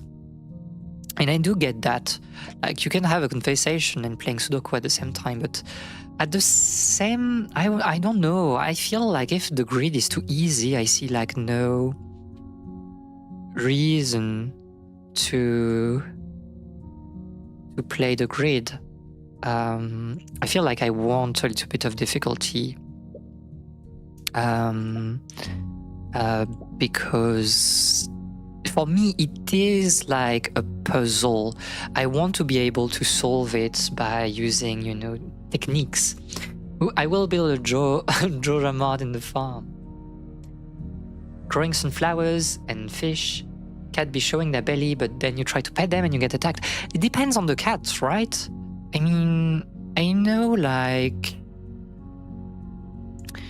my cat asks for a lot of attention, but at the same time, she doesn't really like being touched.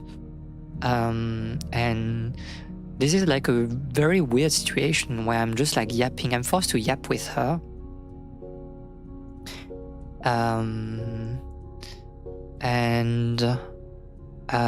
But she doesn't want to be touched or held, so I don't know what to do with her. She's a bit crazy in her head, I believe.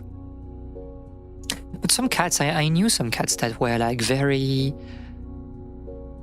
really enjoyed being touched at the belly. I know like the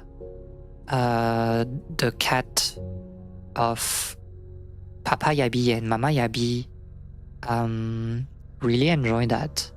So I love spending time with this cat. But mine is a bit more wild in some ways, I would say. You have to learn if the cat is showing the belly as a sign of submission to you, as asking for pets or something else. Cats are like their owners. Yeah. Exactly. I mean, I do. Maybe we shouldn't talk about that. I wanted to say, but I like being held. Maybe that's not something I should say on stream. I don't know.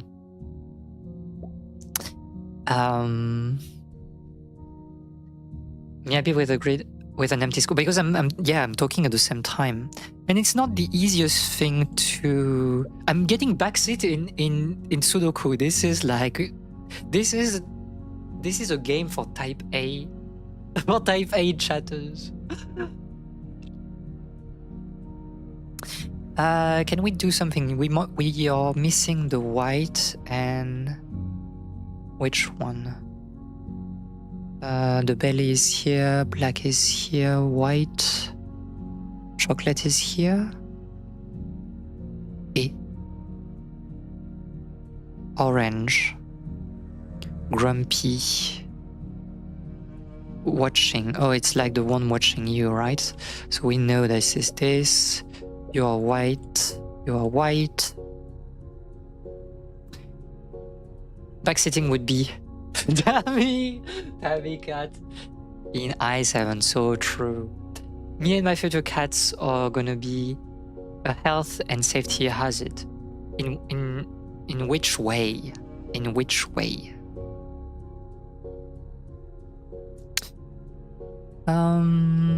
What do we have? It's not the easiest thing to see with images, but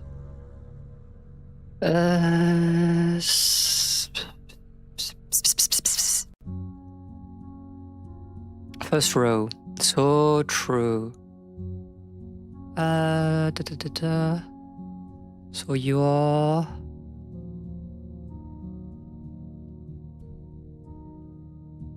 this is you. So you are here and we miss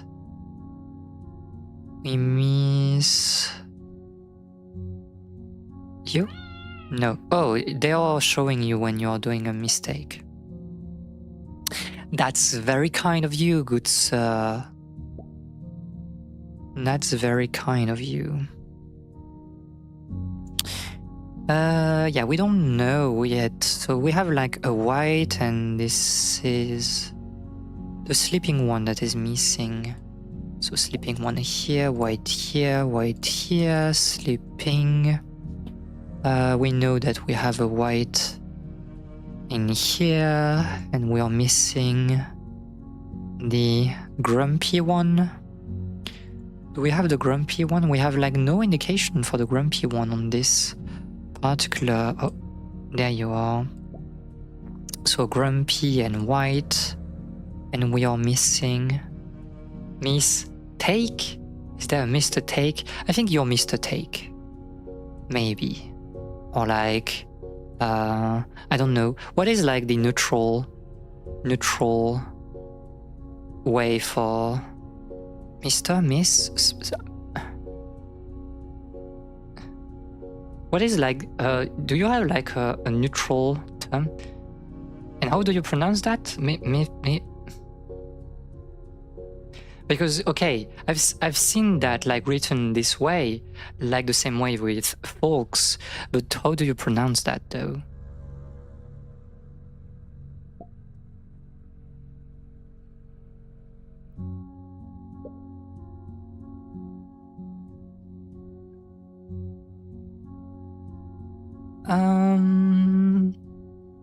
By the way, for next week, pronunciation on no standardized, but it is frequently pronounced mix, but sometimes with a schwa as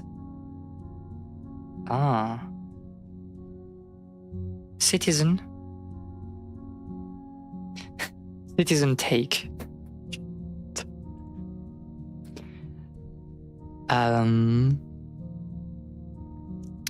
But I see. I'm taking notes. Insert Miyabi taking notes. Let's get rid of the titles. So true. But I don't know. I mean, I do enjoy. I don't know.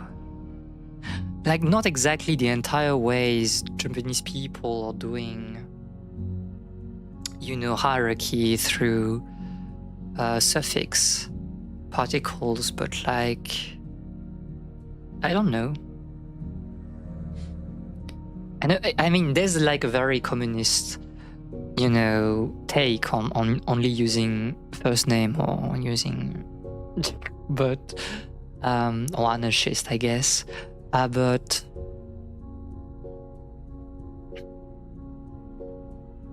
I don't know. Maybe I'm too order-pilled and I enjoy the titles to some extent. And you can judge me for that. And this is grumpy. Other alternatives are individual for individual, misc for miscellaneous, mra for mystery, mistrum as person. That's what I'm used to in here in Denmark. It's a bit confusing since here we mainly use neutral terms. I mean, I get it. But that's an interesting conversation, like neutrality.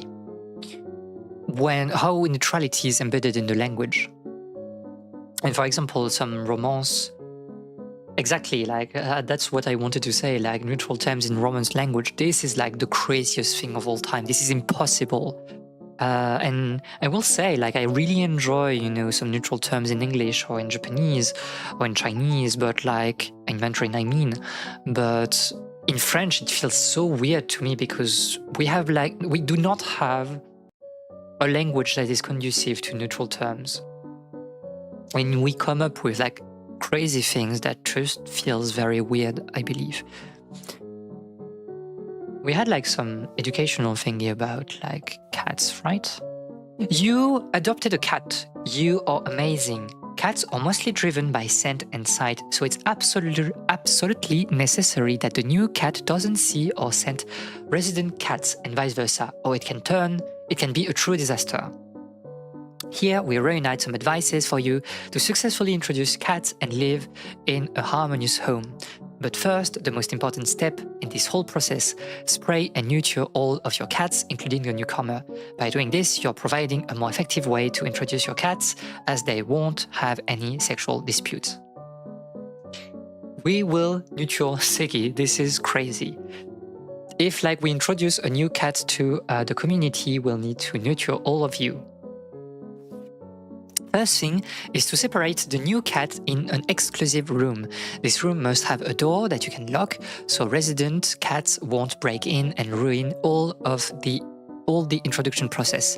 You should include in this new room cat food, water bowl, litter box, away from food and water, scratching posts, comfy beds, a cozy hiding place so the new cat gets to calmly settle in their new environments.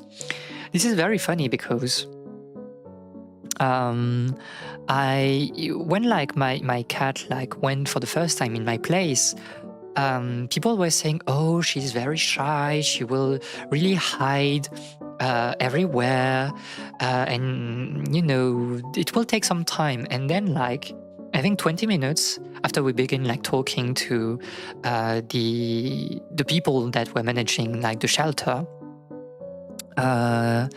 like we were trying to watch where my cat was, and she was basically sleeping in my bed.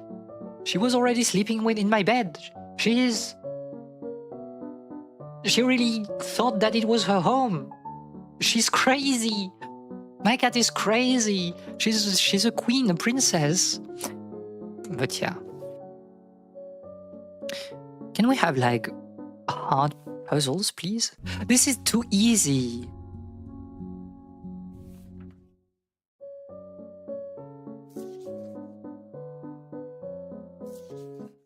Ah, interesting. We will need to activate our brain cells, and it will be hard to yap at the same time. Okay, but also I wanted to say for next week, what I plan is, unfortunately for you, another episode of A Leaf of Their Books. It will be about painting. It will be easier. We have thought about different things with Rani, and I think we have like a new concept that it will be interesting to test. That is good. That is good. On Wednesday, we'll unfortunately also continue Dark Souls. And on Monday, I don't know. Either we continue like... I don't know. We can play cooking.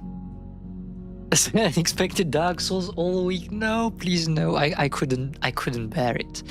But on Monday, maybe Cooking Simulator, because I really want to play Cooking Simulator, please.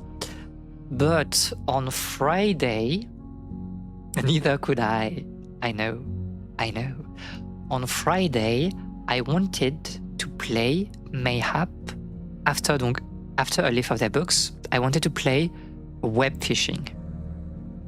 So maybe we'll play a web fishing together on Friday. Unless I have a better idea, but a lot of people were asking for that. Video, I mean, I don't have a setup for that, so, and I don't know, it's not very interesting without seeing like the pad, so. Yo, web fishing, yo! Crazy! So yeah, web fishing will be probably the game on Friday, so probably you will be able to join. I just don't know how we will manage everything. Like if you want to be part of this joyful adventure, you can join. If you're not on the Discord server, you can join the Discord server. It's like in the description of the Twitch video. I mean, under the player, right? And you have a link for the Discord server, and you can hang out with the weird people there, and we can plan what we are doing on Friday for web fishing. Okay, when are we playing Repo? What are you talking about? Should I be aware of what this is? An online co-op horror game with up to 6 players. We're never playing that. We're never playing that. You can like beg all you want, we will never playing that. Nothing can be found in the Discord server. I don't know. You tell me. You are the one yapping in the Discord server. It's like Lethal Company, but we will never be playing that. I'm not playing those games. Horror games. I'm sorry, Siggy, there will be no horror games on stream because I don't like those. So I'm denying you, sadly, of horror games.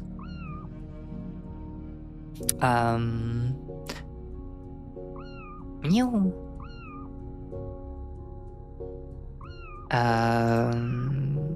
But yeah, denied again. I'm sorry. I'm sorry. I'm trying my best to, you know, try to find things that you might enjoy, but alas, there are some things that I don't want to play. As a Spicy Food hate fan, a horror game covered, I tell you these games are playable. It's not that I'm afraid of the games. It's more like I don't find them interesting on stream, but and also I don't think it fits my aesthetics and what I want like to showcase on this stream. I don't know. Maybe I'm just a hater. Who knows? I'm probably just a hater, to be honest. This is my raison d'être. A Spicy Food hater. I mean, are we going back to that discussion?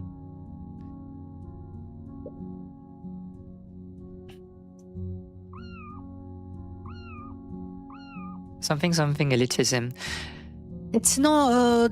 It's not elitism. It's like I don't think I have like good yap on those games.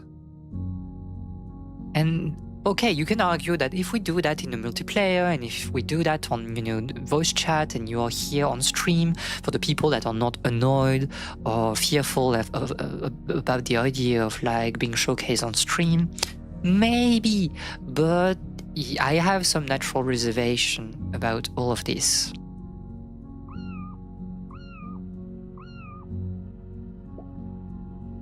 Okay, but Mario Party when? We need to plan that. We can do Mario Party on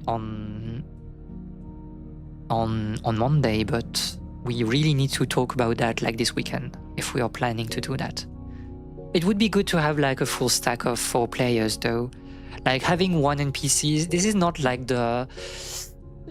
critical, but it would be fun with 4 people.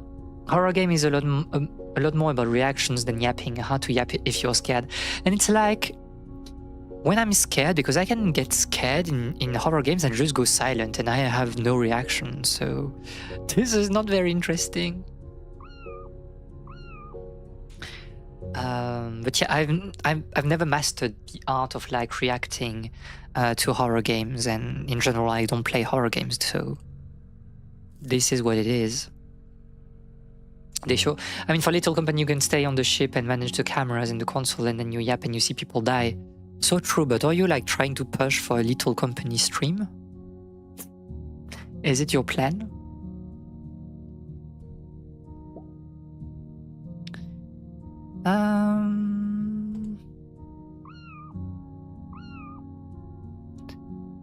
This is an interesting grid. I'm just explaining the situation. Yeah, I guess so. I mean, I will need to, you know, usually I try to watch like some other streamers and get inspiration from them and from their picks and see how they fit my way of streaming. Warning content, recording video is more Miyabiko. I've seen a little bit of warning content. It can be fun, but yeah, it's like we and it's also like having people on stream, it's always a very weird experience. Because you need to have like a crazy synergy to stream with other people. And I think I've already talked about that and with like NL and the NLSS, but I don't enjoy like watching the other people in NLSS. And so whenever they are doing like you know,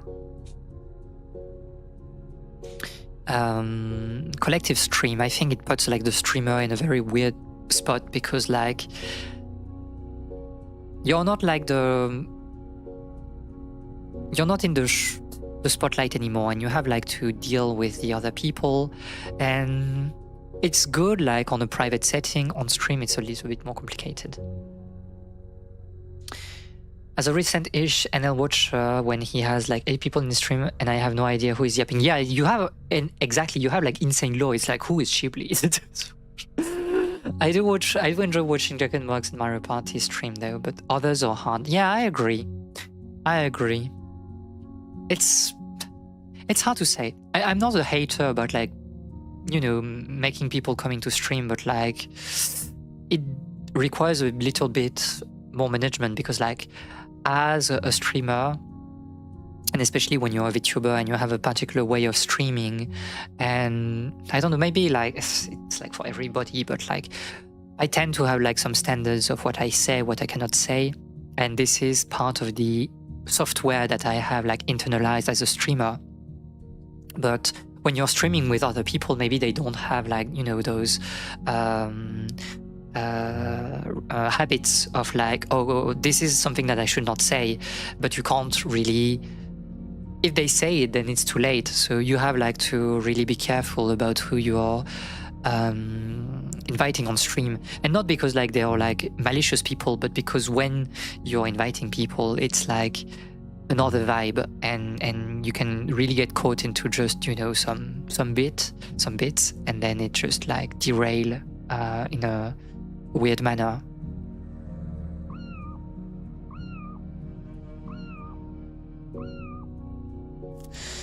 Shibli is too iconic. Yeah, that's so true. But Shibli is also cute Shibli in the game. But when you have people named something weird and being called by their real name, it's like, what's going on? If you invite me on, I only speak Danish, don't worry. I mean, okay. No, but we should plan a Mario Party stream. I think like Mario Party is easier to plan. But we'll have also web fishing. Maybe we should think about web fishing and how we want to do that, because if you are playing web fishing with me, you cannot really write in chat, right? But then it begs the question of, do you want to come into voice chat? Are we doing like a web fishing plus voice chat? But it's a bit weird because like you're chatters, you're not like, you know, other streamers. So I don't know. I don't mind personally, but we need to think about all those elements. Desho. And we're yapping, so I'm not really focused on the grid. What can we, oh no. What can we do here? Are you, what? No. I mean, it's kind of like, I'm just a slow typer and a talker. I'm done for whatever. I don't know if those games have proximity voice chat. I know that for Little Company, Content Warning, Repo, if you don't go for voice chat, you don't go for voice. Yeah, exactly. Which is also like, if we do like one day like a Minecraft stream, we can have like proximity voice chat. I'm just a slow typer and talker.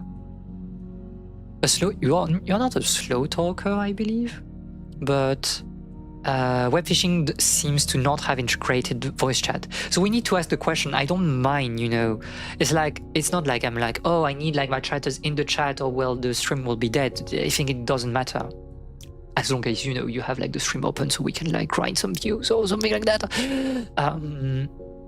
But there are proximity voice chat modes, so we can do something like that maybe. As far as Google said, Mr. Google said that. We shall think, but oh, it works. I'm stupid. That was what I was saying. We will talk about that. I'll also ask, you know, we need to make a list of all the people that want to come, and then it can also be like the decider for if we do voice chat or if we don't. Like, you know, if only one person is joining web fishing, then maybe voice chat is not necessarily important. But like, if, you know, there are like 4 of us, maybe we can do a voice chat thingy. And anyway, it will be, you know, after a leaf of the books, so probably it will be just, you know, some casual, chill thingy, and we don't have to plan that too much. Copium.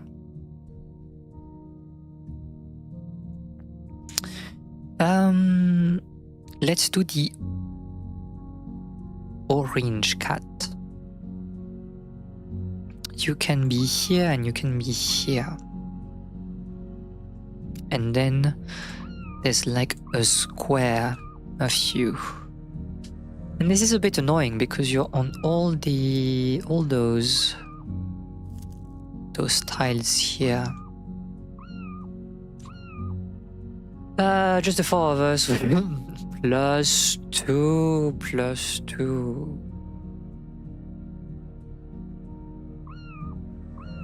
And not a lot we can do with the orange cat for now, I think. Let's check the grumpy cat. Which is like... Oops. A grumpy cat wouldn't do that noise though. There's not much we can squeeze. Oh, maybe there is.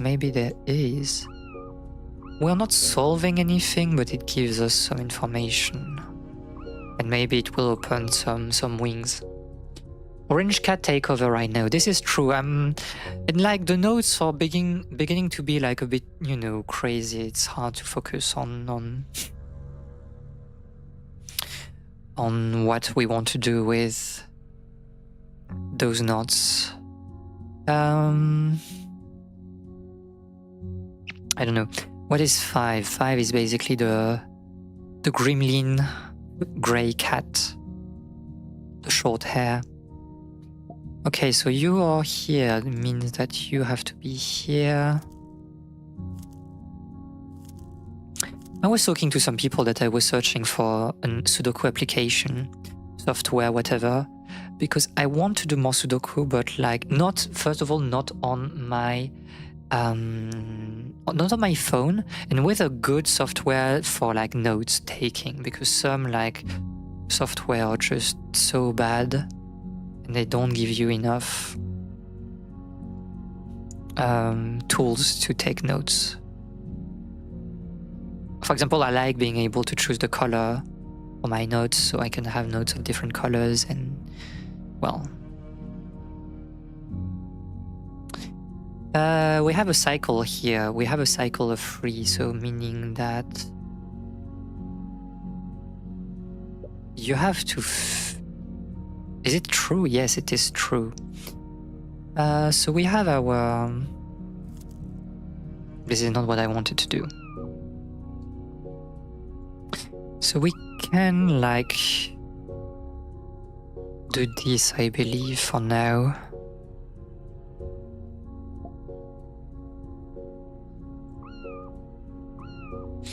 The New York Times daily ones are okay, but you know, the New York Times, yes, especially right now. I used to have one of the Sudoku-only device when phone didn't have touch screen. In my days, phones didn't have touch screens. But I've never seen like a, you know, dedicated Sudoku device. So it's a bit interesting to me that it exists. I mean, I'm not surprised that it exists. I wish like I could see one right now so I could comment on it. And I'm too lazy to do an alt tab and search for like Sudoku like machine. Sudoku Etch-a-Sketch. It's like, you want to take notes? Just take a piece of paper. Make your own Sudoku. Take a pencil and an eraser. We want white and we want... What do we want? White and staring.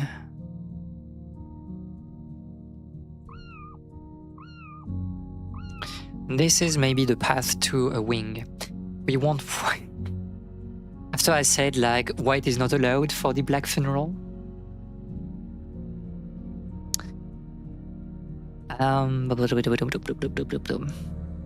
I'm not methodical. I'm not solving this thing very methodically because I don't know if I'm taking like comprehensive notes or not, which is bad because then we can't really work if I don't do like the prep properly.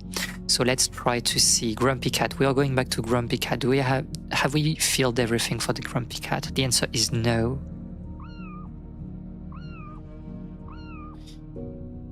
You are here, here. You have Grumpy Cat here, and then you are You can be everywhere here. Let's solve that methodically so we won't get lost. Then we do the staring cat. Okay.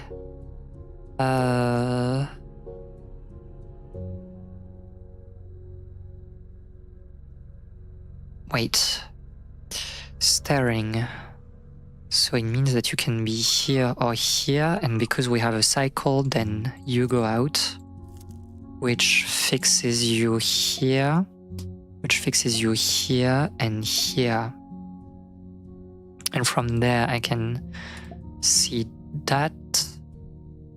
There's something here that we need to check later. You miss penultimate column for Grumpy Cat, top rows, no. Okay, let's do Grumpy Cat again. No. The Grumpy Cat is here, but penultimate column. I don't think so for the Grumpy Cat. Like he's here. It is done. Yeah, let's focus on what we've learned from. So we know that we have a cycle here as well. It's because you had not added the bottom one. Ah, yeah, okay. It's because you had not added the bottom one yet.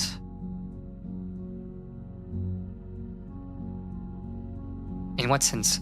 Because we already knew that like the Grumpy Cat would only be on the right column, since like it was like the only possible choices were on this penultimate column. Maybe we are talking about something else and I'm just lost in the weeds. So okay, we can feel also this last cycle, and we know that this last cycle would be like the short hair, but it kind of locks you into that. Is it not what I wanted to do? I'm the craziest thing. This UI is so bad.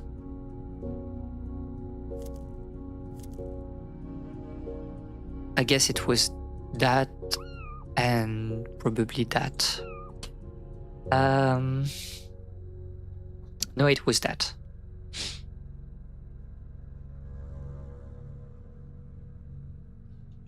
Mayhap, perhaps. Okay, but we have this cycle.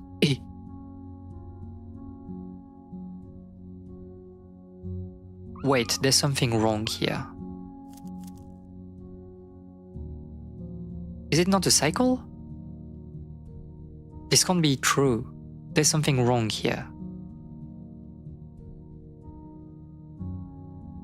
There's something wrong here. Does it check if the place cat is the correct answer, or just no doubles? Just no doubles. But there's something wrong here. Or did I not do like a comprehensive check? This is true.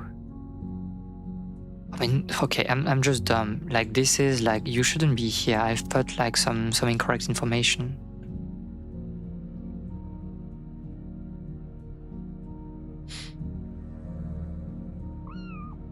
Yeah, okay, so it's better that way. I'm lost. Why is this? I feel like I've made a mistake somewhere. No, this is not true. This is unsolvable this way.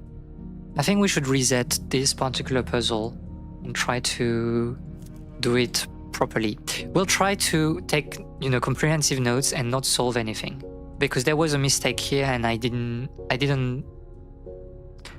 not manage to find where the error was coming from. So let's do a comprehensive one starting from the orange cat. So we know that you can be here. You can be here or here. For this square, you're on the top part. Here, unfortunately, you're kind of everywhere as well.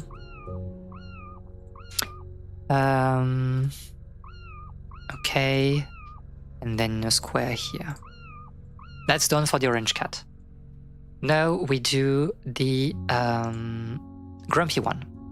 Grumpy one is a bit annoying because we only have like 2 of them. So we have this column locked, so you can only be here. You are on the bottom part of this square. you're in here, and that locks you into the middle row of this square. There, and for this last one, you can be everywhere. That's done for the grumpy cat.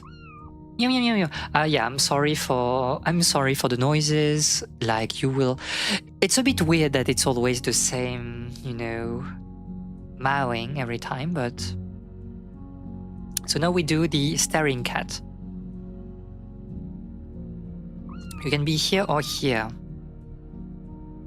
No, you can only be here because, okay, you had like one here. So you're locked in this particular column. Wrong. I was wrong. She did not open her eyes. Can we do something smart first or not? Probably not. I don't see. Okay. So let's feel you. And then you. And there's probably not much we can do.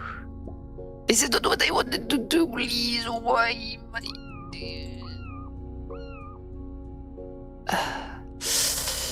And then you will have to be. Well, yeah, we don't know. Orange. Okay, should be good for the staring cat. Now we have like, I don't know what expression you have. You seem to be very focused, the focused cat. And the chocolate cat. I like calling you the chocolate cat. So you are here.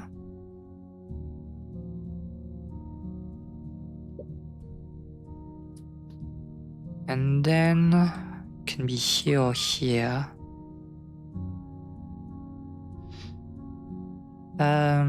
You will be on this column. And we don't have information for the top squares. So we'll just fill everything for now. And can we make a reduction here? I don't think so. Something like that. That should be good for this one. Let's do the gremlin cat. Okay. You're locked in this column, so you will have to be in the middle column here. And then I don't think we have much more information to work with. You're everywhere on the left side of this square. Every time I tap out any orange, I'm going to just to find out I wasn't being talked to. Did you really internalize that in your head? Oh, okay, but no. Again, this was not what I wanted to do. Be methodical. Before we do anything like crazy, be methodical. There's also like, you can see a wing here starting to appear.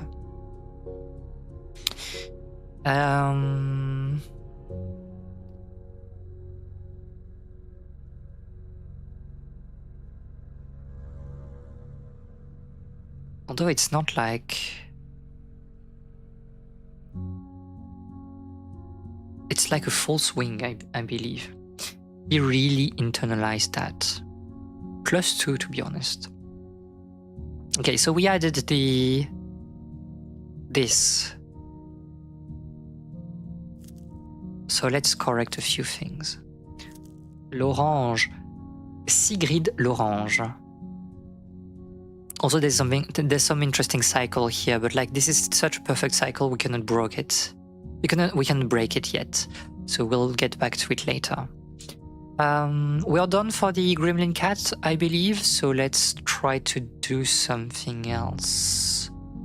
Mayhap. Yeah, this is not a cycle here, and it's a linear solving. So we can brute force it, but like this is kind of like a forbidden technique to brute force. Let's do the loaf cat.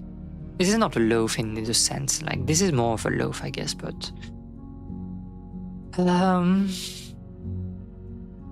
So you can be up there. No, you're here for sure. And we know that it eliminates you, which was kind of the point of the wing, to be honest. So it likes the intuition of the wing was there, but it was not a perfect wing. But now we know it's a perfect wing, so this is good. So it means that you're on the top row here. You will be like this. Can't do better than that. Okay. Oh, this is interesting because you have to be there. We are kind of eliminating some squares there. But that's it for now, I believe. We'll do the white cat, pretty white cat. We have only a unique cat. So it will be mostly filling things, since we won't be able to get like any critical information from that particular cat. But at the same time, when you only have like a number appearing only once, like it will open a lot of things as soon as you can like identify one particular point of entry. But for now, it's just like doing some boring work of taking notes, and which is also the reason why I don't like to do Sudoku on paper, because it becomes a bit messy when you have like to correct things. But yeah, white is done, and then we'll do the black cat. So you are here.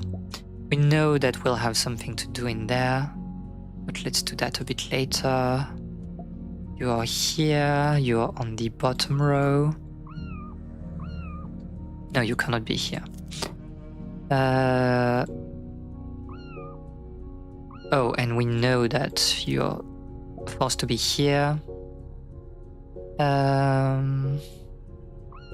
You're on this middle row, and you can be everywhere on the left side, something like that. Or you cannot be here, obviously.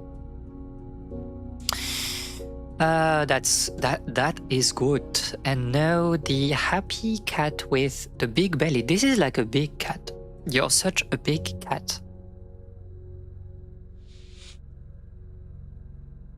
Doing it on paper with a ballpoint pen, especially, this is like, I think if you are doing it with, what did I do? Do we have like, we don't have like an undo button? I'm losing it. This is so bad.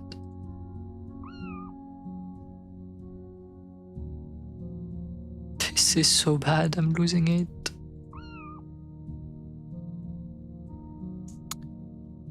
Orange cannot be here, you cannot be here. You cannot be here, cannot be here. We put you. Cannot be here, white. Okay. You can be the black cat, and I think that's it, yes. So what I wanted to do, no gray on that one, no gray on that one, no, oh yes, no gray on that one, so true. So again, I'm trying to use the buttons properly. Okay, we have this. You're also a unique cat, right? So it's pretty easy to feel. Meow, meow, meow, meow, meow. And then you're everywhere on this board. Unless we can find like some interesting solutions, but I don't think there are. So you will be here, right? Well, we know that you are here. Oh, it closes a lot of things.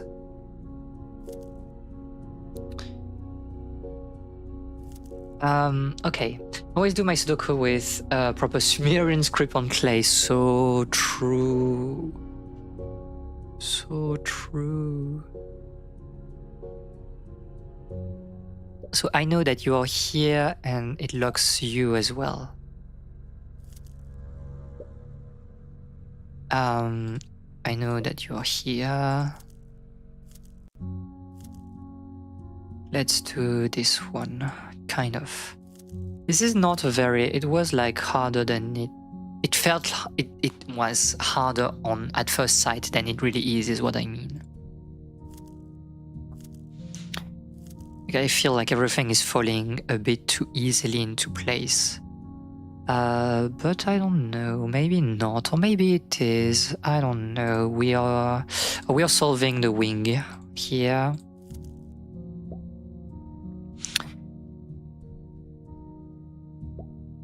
And we have another X-wing that we can't do anything about for now.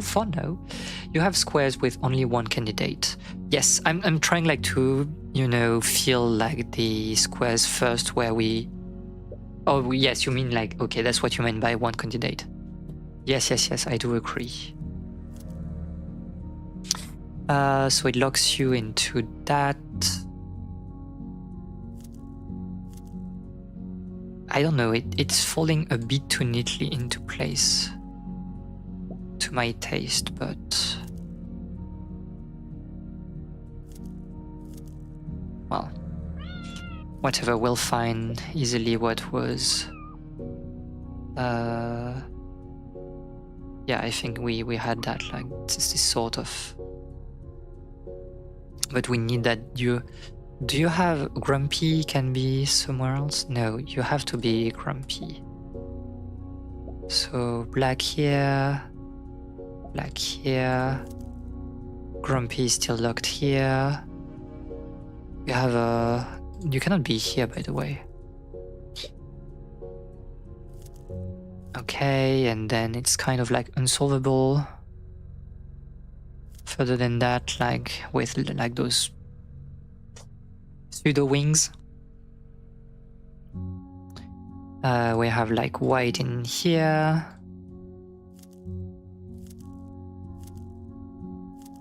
The music, I know it's very low for stream probably right now, but it's not a bad music, it's just that the loop is a bit short. Pseudo wings for Sudoku, so true. And that's it, I believe. I believe that's it. Let's check other places. You can only be orange, right? Yes. Will Siggy come back after hearing that? And then we have a wing, we have an X-wing. Which is not something that we can break immediately. Yeah, but this is not something we do. It's like crazy. I'm losing it.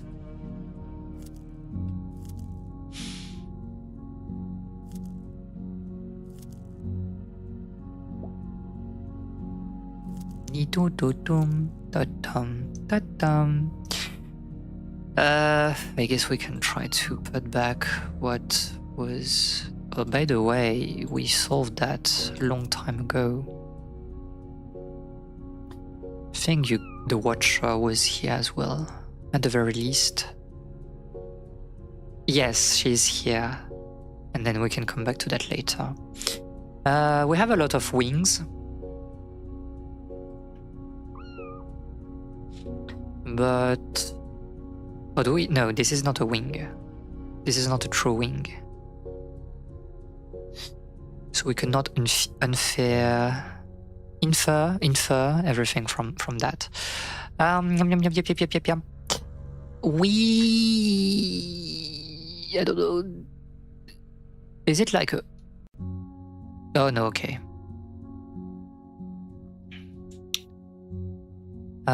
Is this white indeed like only white? Cannot be orange, cannot be grumpy, cannot be you, can't be you, can't be you, nor you. Yeah, you can only be white. So let's remove white and it will kind of solve the wing through external means. Okay, you're the watcher. And then we have you. You're white. You're white and you are that.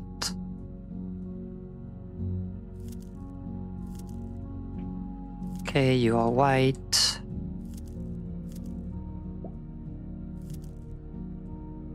There. Everything is falling into places there.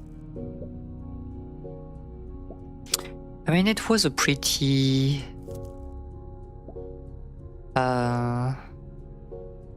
standard Sudoku. I don't think it was very hard. Just said, yes, you need this one and the only one. You're clean on it.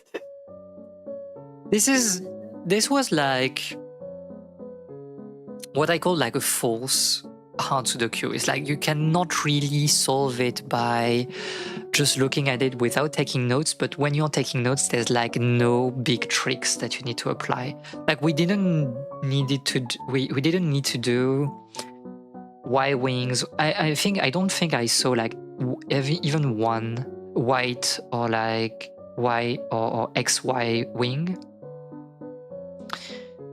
This is newspaper medium. I think so. I think this is like, and it's not, bad. It really depends on what you want to see. But like I was used when I was doing Sudoku to have to do, some crazy chain hooks to find the answer. But like all the cycles where I don't even think there was a true cycle in this Sudoku. Even most hard Sudokus rarely need wings. So it's true. Like you really need to go into evil to get into genuine wings. We can do another one, but just let's do like a simple one so we can yap at the same time. But yeah, I think also like what is interesting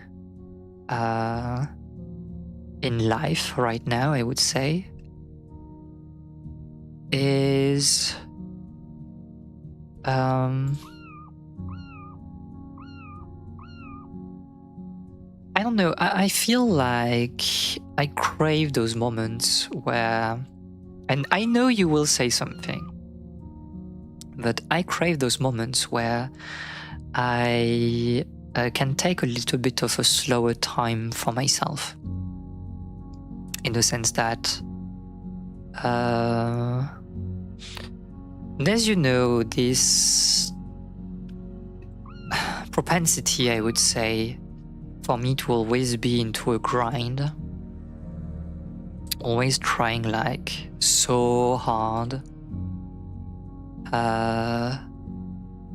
Every time and having those more, mindless in a way activities, it really helps me center in a way.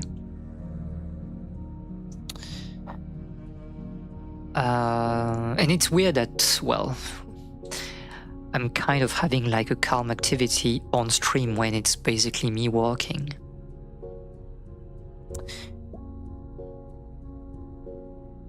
The downfall of Western society.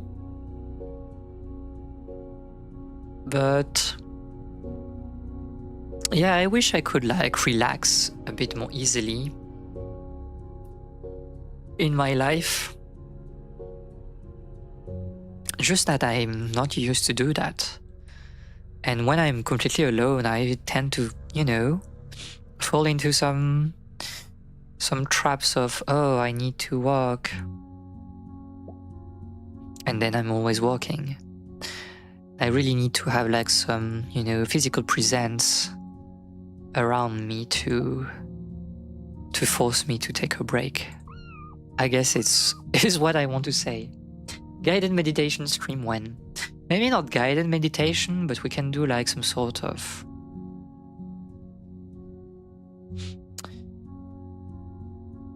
I don't want to do like reaction streams, right? This is not the point, but we can do like pseudo walk with me stream, but like it's mostly yapping and not a lot of it's like walking is it's an excuse. Like I can do some really light work that I have to do, and we just yap and we just have a calmer activity. I'll grab a train and then bonk, you know. Maybe going somewhere relaxing like a spa. But in this economy, going to a spa, I don't think like... I mean, I have like some friends, and when I'm with my friends, I'm having like, you know, a relaxing time, but...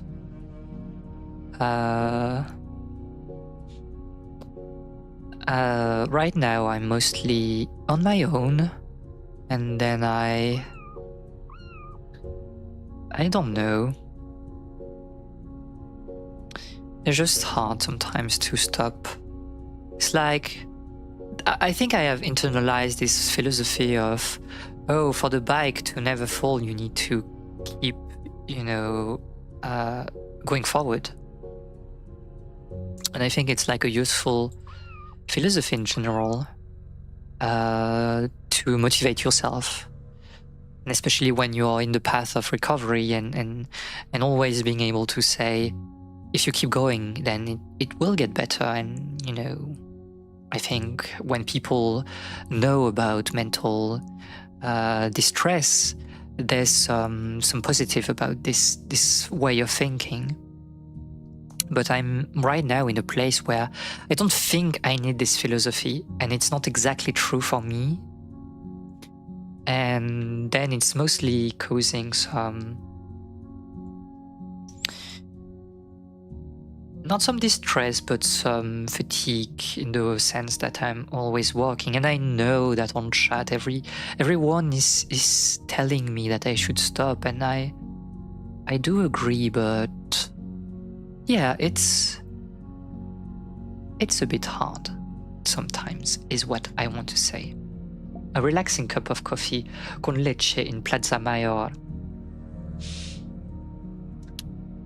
Well, I don't have the reference, so I don't have anything to say, but thanks for the bit. +2, you have your +2. Unlearning things is tough, yeah. Yeah, when I was like a bit... we can talk about like the early years of Miyabi, but like I was in my studies, I was like working very hard. It was not like college, but I don't know how it's really called. Is like senior high school the you know, the thing that you can do after high school, and it's just the same thing but way harder, and it prepares you to some like insane college thingy. But basically, like I was like in a very tough curriculum after high school, and we had like crazy hours. Like I would stop working and studying at like 1 a.m. every day, and then we would I would wake up at like, you know, 5 and just before 6, let's say, just before 6 a.m. and then it's again back to school. And we would like have also not classes but like exams on Saturdays, and it was like 6 hours on Saturday, and this was tiring, like a lot, but also it kind of like forced me to get into a certain, you know, pace of life, and to always be on the grind. And because I've kept that for years, right now I could decide that like my schedule, right? I could even say, oh, I don't need to stream every day, like that were planned on my schedule. I think it's not bad to like skip a day if I don't feel like it. But also like it feels like very wrong to me. And this is a very weird situation. I was walking on the Carmina Burana, so true. But no, well, my years of studies are over. I'm a librarian now. I don't have to study anymore. I learn, but I don't study. Or, you know, a higher authority, let's say. I think the purpose of study is learning things about the world, but you don't need to prove that to anybody. And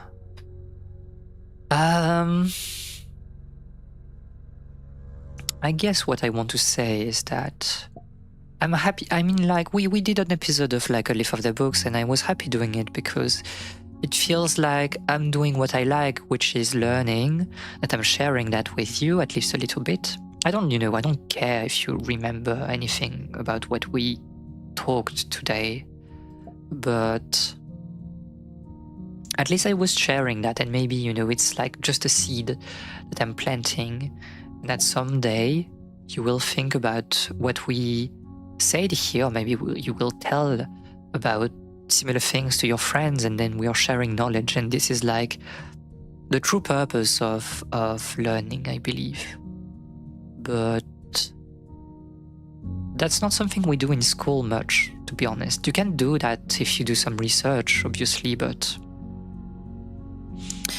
this is not exactly what is asked of you here. And even, like, you know, at higher levels, some PhD doctoral programs are not really made for you to discover or think about interesting things. It's very mechanical, and sometimes it's very frustrating not being able to think the way you want to think. With the worksheet, though, I did not have the time to do it. So I will probably do the worksheet at a later point, and then forcing you to like rewatch the entire archive. Or if you have like good memory, you will be able to do the worksheet immediately. It will not be a hard worksheet, and it will be mostly multiple answers, questions with multiple answers. I don't want to, you know, do like open essays or something like that. We are not that crazy on this stream. But yeah, like I want to do those worksheets because I think they are interesting. And again, it's not like a test, it's just some trivia, interesting trivia that I find like socially minded, that you can tell your friends about, or you can have conversations on that topic with your friends. And if you have those conversations, then I will have done everything that I wanted. And this is good. This is good.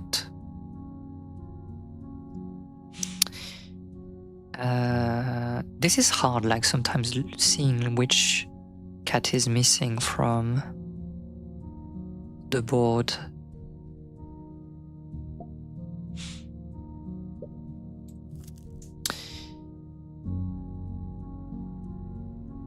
How many snakes do you have to kill to get cursed by the Imagozaemon? 0, you missed the plot. There will be a test. No, it's not a test. It's like, basically, normally I want to prepare the activity sheet before the stream, so you can like listen to the stream and feel the activity sheet at the same time. But it's not a test. It's like optional. If you think it's like fun to do, then you can do it. Maybe, you know, it triggers some completionism mindset within you, and you're like, oh no, there's an activity sheet, I need to do it, and I don't know, if it makes you happy or better, then do it. But if it stresses you out, you don't have to do it. But I think it's a funny addition to the stream, and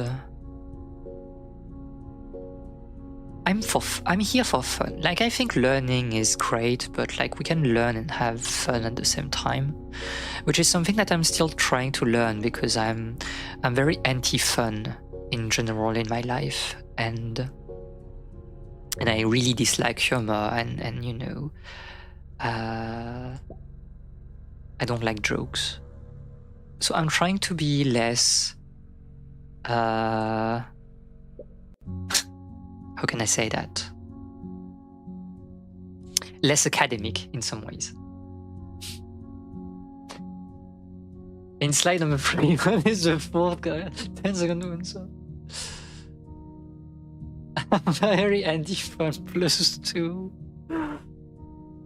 I mean, that's why we're playing Dark Souls, right?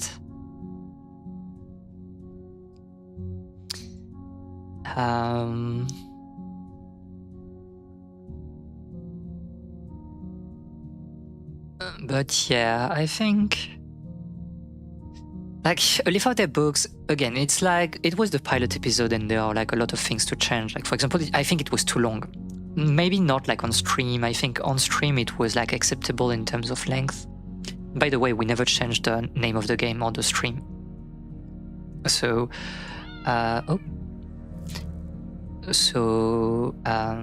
my bad, Twitch. But editing the video will not work with this type of format if we want to aim for like 20 minutes. I don't want to go beyond 20 minutes because I think like the average watcher is already frightened by YouTuber clips. Not clips, but like I guess clips also works of 20 minutes. I know that Raden is, and I really love Raden. Raden-san from Hololive Japan. I really love her art class format, but I think she has like two formats. Either she is doing that on Animal Crossing, and then it can take a little bit longer, but when she's doing presentations, she tends to be on the short side and like, but also she's focusing on paintings, and it's easy to keep like a shorter format. And as a viewer, I really like what she does, but I feel sometimes a bit frustrated because I think that she knows so much and I just want to hear more of her. But there's only so much you can do in 20 minutes. So I'm trying like to find a balance between, her format that is really a short form format in terms of vulgarization, but with me being able to say everything that I want to say. I did not go into all the details in my, in my notes for this particular episode. I had like way more interesting things to say about like psychology and translation questions also. But I felt like we maybe didn't have the time, and this is not, exactly relevant to my point, and my point was that folklore is about people. But yeah, we are still searching for a format. I believe that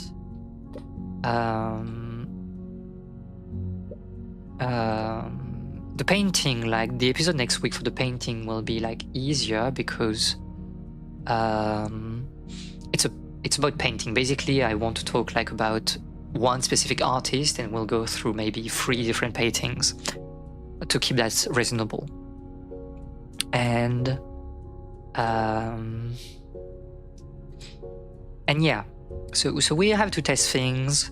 Hopefully, and I mean, fortunately, it's not that very hard to prepare because I just have like to get the pictures, the paintings, and then we'll draw on them and take notes, and it's like it will be a bit different from what we did today. And like the research for like the 3rd episode is already completely done, so nothing to really prepare here, maybe just like a PowerPoint again, but we'll do that after we try what we were talking about with Rani on the 2nd video. Just bear in mind the context of my answer. I just watched the 3.5 hour stream of NL playing that password game last year. I think the length was okay, but I think it's okay on stream, right? Like if you see, I mean, maybe that's not the point, but if you see like a video from a VTuber that is like, let's say that after the editing, the video is like 35 minutes long. Would you click on that? Turning it into 1-minute clips and uploading them, like how some people watch TV shows on places like TikTok. Yes, but also is the way I'm narrating things like conducive to 1-minute clips? I don't know. I know it can be really packed. I remember like this YouTuber that is doing shorts about linguistics, and it's like very high speed. But like, are we, or can we really do something like that? I don't exactly know. I mean, for YouTube as well. I don't know. We'll anyway, we'll have like some material for the pilot episode. So what is left to do is like editing it. And I'll try like to, you know, shorten it as much as possible, but again, there's a point where I won't be able to remove things, and that will be the final length of the video, whether I like it or not. And I think this is. I think we'll see from there. From someone I don't know, maybe not. For someone I know 100%. This is like the problem, right? Because that's, again, we talked about that a little bit. I don't think we will start another puzzle, but okay, I guess we can do like the small ones. Like this is too bright. Thank you. This is not very aesthetic. The aesthetics on the stream is not very good. Do I have like... Okay, let's accept that.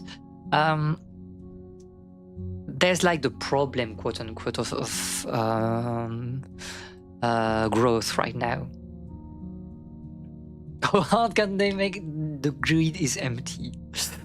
But this, you cannot have an empty grid because like Sudoku needs to have a unique solution, or this is not a Sudoku.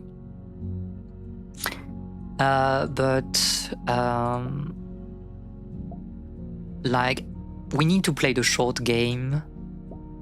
The short, I mean, format game to grow, but at the same time, like, I feel like it would require some work that is detrimental to the quality of what the streams are right now.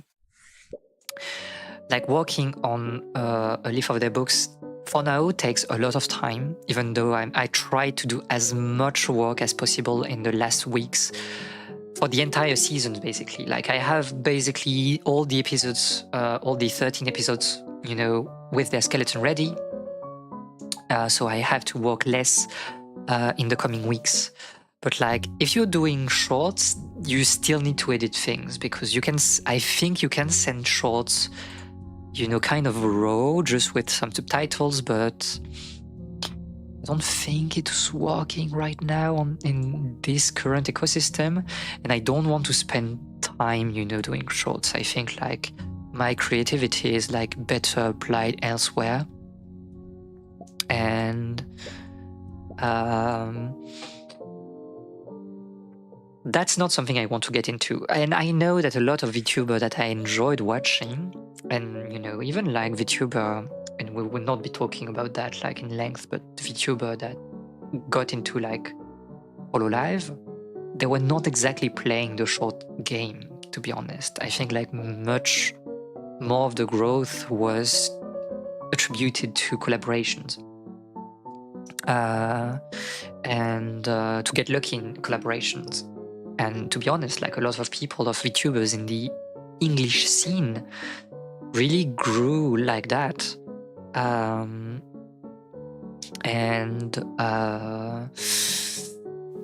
Yeah, it's like, you know, kind of putting the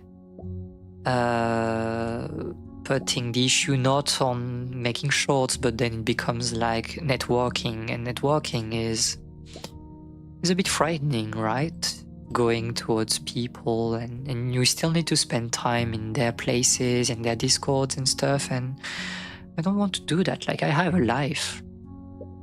And that's also like why part of me is like, we'll not talk about that again in length, but like my big objective, maybe I shouldn't care at all about growth because it's all about skills. Every time you see a scratching post, you can choose to reveal one right. Imagine using hints on on a Sudoku. Like I don't think I need like extreme viewership for the big dream that I have. I can just hone skills to like a degree where everyone is kind of pleased about that in chat, whatever the number of viewers that we have. I think as long as the videos generally are the same length overall on the channel, it's okay on the discoverability. Maybe I need to think about like the length of what we do. I'll try to edit this video. I don't know how much time it will take because I don't know. I need to spend like an entire afternoon working on that video, to be honest. But we'll see what length we reach, and then we try to use that as like the model for the next videos. Use hints on the 4x4, so true. I don't know. I don't know what it is. Oh, who could have thought?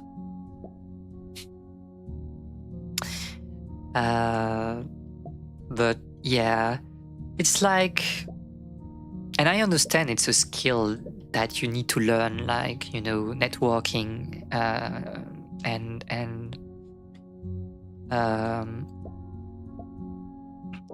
playing the short form content minds, because it's part of what it is nowadays to be like a content creator. But at the same time, a lot of people, especially in agencies, are like, who cares? Because the agency is doing well, depends on your agency, of course, but like it's doing the heavy lifting for you. So you don't have to play like this short format game that is mostly here to be discovered, right? But when you're already famous, you don't have to play that. And I don't know, part of me is like, so maybe I don't have to do it. Perhaps.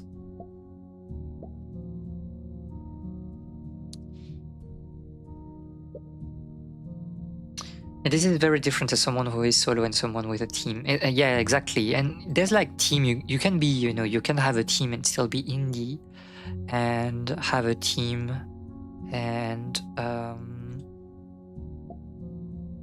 have a team in a corporate situation is what I mean. And like, I don't know, we can talk a little bit about like Nimi Nightmare. Like she did a tremendous debut. I don't know how the debut of Nimi Nightmare like ranked, you know, in EN VTubing history, but it was like crazy. And she did like a lot of preparation for that. Like there was some merch, for example, but she doesn't have to. This is a weird concept though, 6x6. This is like, well, the merch was here for money. It was not here for discoverability. And the same way, like the introduction video was here for fun and not for yeah, it's just for fun. And there's this grind, I think, when you're alone, where you need to do things that are objectively not fun to do as a creator. Like I was also watching, like there's this incredible stream, the Coughing Baby stream with like Titi Murin and Cirrus Fauna, and this was a stream to showcase like some creativity. Well, there was also the big, you know, the gift for Fauna, but this was like a creativity driven stream for the sake of creativity. And I think that it's very different from putting times on like projects that are here just for the grind, a very base, let's say, approach of content creation. Because it's about the result, and not even the result of like your work, but like the fruits of the algorithm. And this is, yeah, something I don't want to spend time on that, and I'm still thinking about whether I need to do that, since I'm not exactly the person that will strive better in a solo environment or an indie environment. I don't want to talk too much about that, but like, there's the whole thing about going corporate or not. And a lot of people believe that going corporate, it's like, oh, you will just have like a lot of, money to do things, and you have a team that will be doing things for you, and it's just the easy life. And it's like, not really, because like your company can be like really shit, and also because like you have to give something back. Those are companies for a reason, though this is corporate for a reason. And I don't mind the grind, as we talked before, but like, I want my grind to be directed to things that I would enjoy as a creator. And going corporate, depending on the company, of course, it's like I'm trading some freedom for a lot of work, working a lot, but only on specific things. And that, I think, I can get behind. Like, I don't value my freedom as a creator that much. I would prefer like sacrificing this freedom for an environment that feels like a bit more catered to what I search for as a creator. It's always about the pros and cons and how much those are weighted on a personal level, of course. And well, the problem with corporate is that a lot of people think that, it's easy. It's the easy life. It's like, no, it can be good, but it's not for everyone. And yeah, she sold out. I have no real issue saying that I want to go corporate at some point, because I think I would strive a bit better in those environments. I need like some structures. I need like freedom is very frightening in some ways. And I've always been of the belief that having a set task and just like focusing on that is a bit easier. And I think like some corporate environment can give you that structure at the cost of your freedom. But again, that's something that I'm willing to trade. And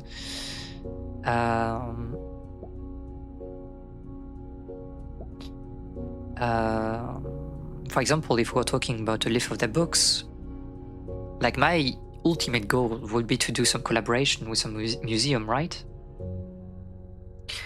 But you need the fundings for that, and you need to have some credentials to be able to get like those collaborations.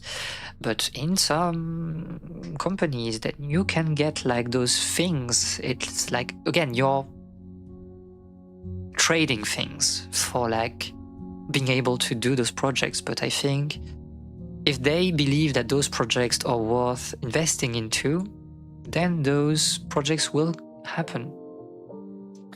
I thought you were going to say I really have no value if I'm getting paid. No.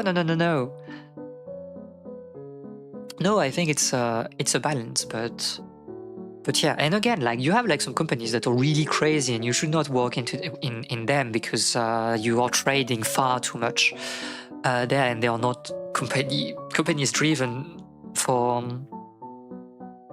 or at least not driven, but careful about the health of their talents. And those companies, I think, like you should not go into them, even if you want to go corporate. But some other companies, maybe you can discuss. It is a weird concept, to be honest, because like most workers work for company versus the amount of people being freelancers. Freelancers probably know. Yet in content creation, being employed is seen as bad. There's a reason why, right?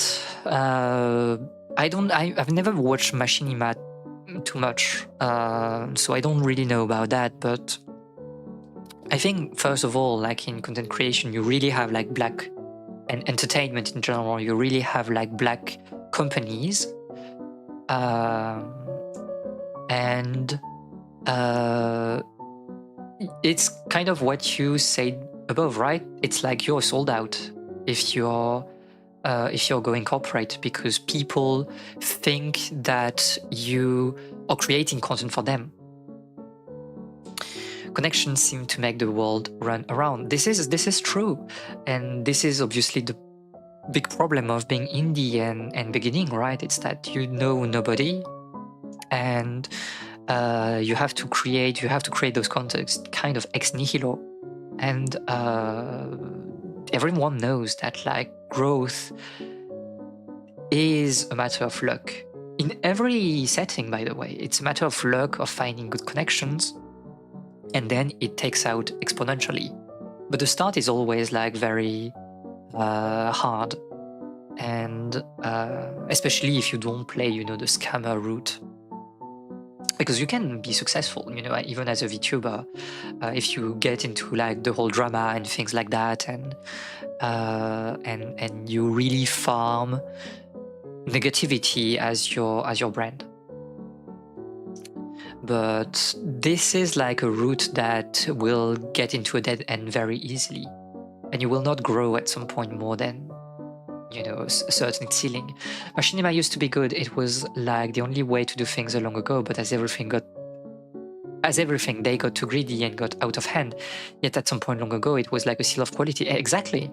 And I think like in the VTuber industry, this is the same thing. Like, I think people will talk pretty positively about VShoujo and even Hololive to some extent, because they are, all things considered, and from what we know, talent-driven companies. VShoujo more than Hololive, of course, but you also have like companies like Nijisanji that wear a seal of quality, maybe not in the West, but wear and still are seals of quality in Japan.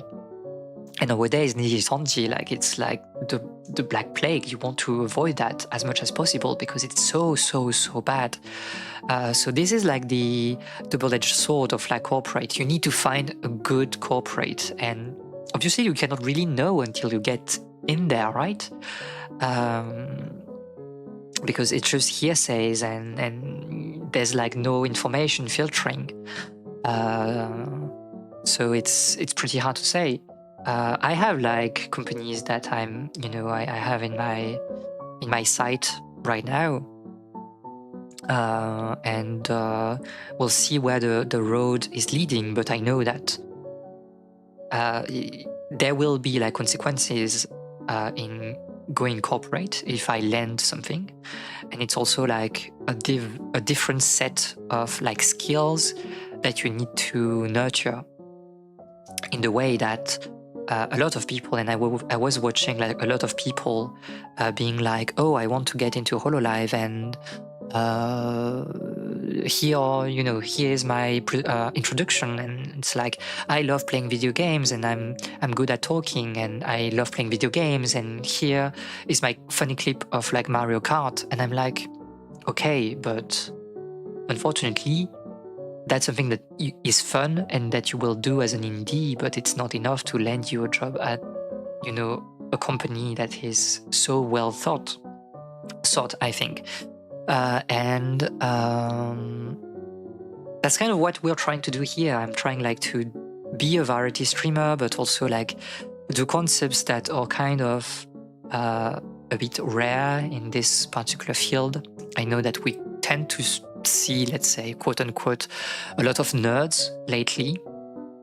We have a lot of VTubers doing like coding streams, but I don't think we have like a lot of scientifics or like teachers in general.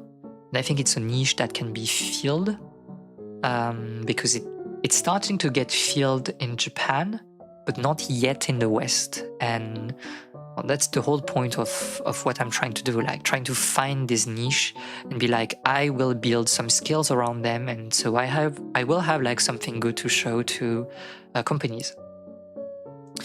Or like in video games, you could say that working for AAA is kind of selling out, or not even that, because you do shit and be underpaid, while indie seems to be the only creative way. Yet that was not always like this. This is true. And even today, like, people will say, I don't mind, working for Riot as an artist, because like it's still the top of the top. And there's nothing really that you can argue against that. But yeah, there's this thing, and especially, I think maybe, is it jealousy, like, from the general public, of like seeing your creator going towards like doing something, that they feel is bad? Or is it like also parasocial relationship, like, oh, you're relatable only if you're indie, and if you go corporate, then you cannot be trusted at all, and you have lost your integrity, and all your skills are meaningless. And I'm like, this is not entirely wrong, because again, you're trading something to get there, but yeah, it's complicated. Most big AAA companies used to have a good rep that got driven into the sewers, but also because their good reputation was created when they were not AAAs, right? Like, it's mostly AA companies that were doing really good and then got like a very bad reputations when they really get into the AAA mindset. You really need to commercialize yourself for bigger companies like that, yeah. I think you're in the business sort of way. Exactly. And it's not bad, because like we're building skills, we're trying to learn on every streams and, trying to do better. But I would say, like, I'm trying to build skills like to go corporate at some point, but it's also good skills to have in general. Like, they are not lost. You will be able to do things with them. Like, we are learning how to edit. We will be learning to make more music and to do art, and you to talk better in general, to be entertaining. And this is not like wasted. Like, going corporate, like, is a dream, but like, I know that there's a chance it will not happen. And so I need to prepare myself for like, it will not happen. And so what are you doing about, all those time that you have spent on this? And this is having like a very balanced, ethic of, I'm trying to have fun, I'm trying to grow as a person, but I'm also trying to reach this particular objective or place to be able to get that corporate job. Well, AAA did not even exist back then, I guess. This is true also. I think this is true in the sense that...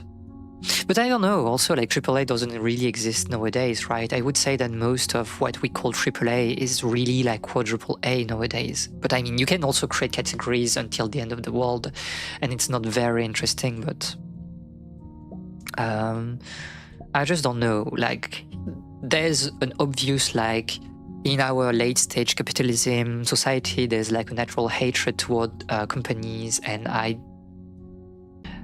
options, that firmly, or maybe I can, and maybe I'm just a sellout, I don't know. At least I don't mind. That's something that feels easier to me. I mean, seeing a content creator getting chastised by the company or going, oh, I'm gonna say I get in trouble, feels a bit weird as part of the audience. When it does feel that direction should have been interesting, it probably could have done some brand damage. Depends on, what you can say. Like, if it's like, oh, I cannot, talk about companies, like internals, policies, maybe like it's good to in some ways, I think. Like, there's like brand protection, but there's like also... well, we have seen this situation with Hololive, right? Talents being like forced to graduate because they shared or terminated because they shared like some internal informations, and not even on stream, like to friends. And then it's like, I don't know, as someone in my previous life that had a work kind of like that, I'm like, I do understand like the need of privacy. But again, it depends on what the company is asking you to withhold.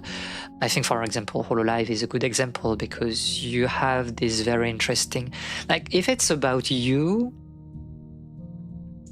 they won't say much. And all the talents are always saying, if I say nothing, then there's nothing to be worried about. But if I begin talking about things, if something is going wrong at HoloLive, I will say it. And I think you can trust them because it was always the case. Shirakami Fubuki-san really has this idea of, I'm only staying at HoloLive because like it's fun and pleasant to work in here, but the day is changing and I'm out. And most of the people are like that, and I think it fosters a more an environment where, yes, you need to trust like the content creator that everything is going well, but also you can see that everything feels well for them, like they feel supported in the way they're talking about things. I was referring more around political topics or themes that cannot be mentioned and less about internal situations. Oh yes, I mean, to be fair, it's something that indies also do, right? Like self-brand protection. I don't have problem talking about political topics here, for example, but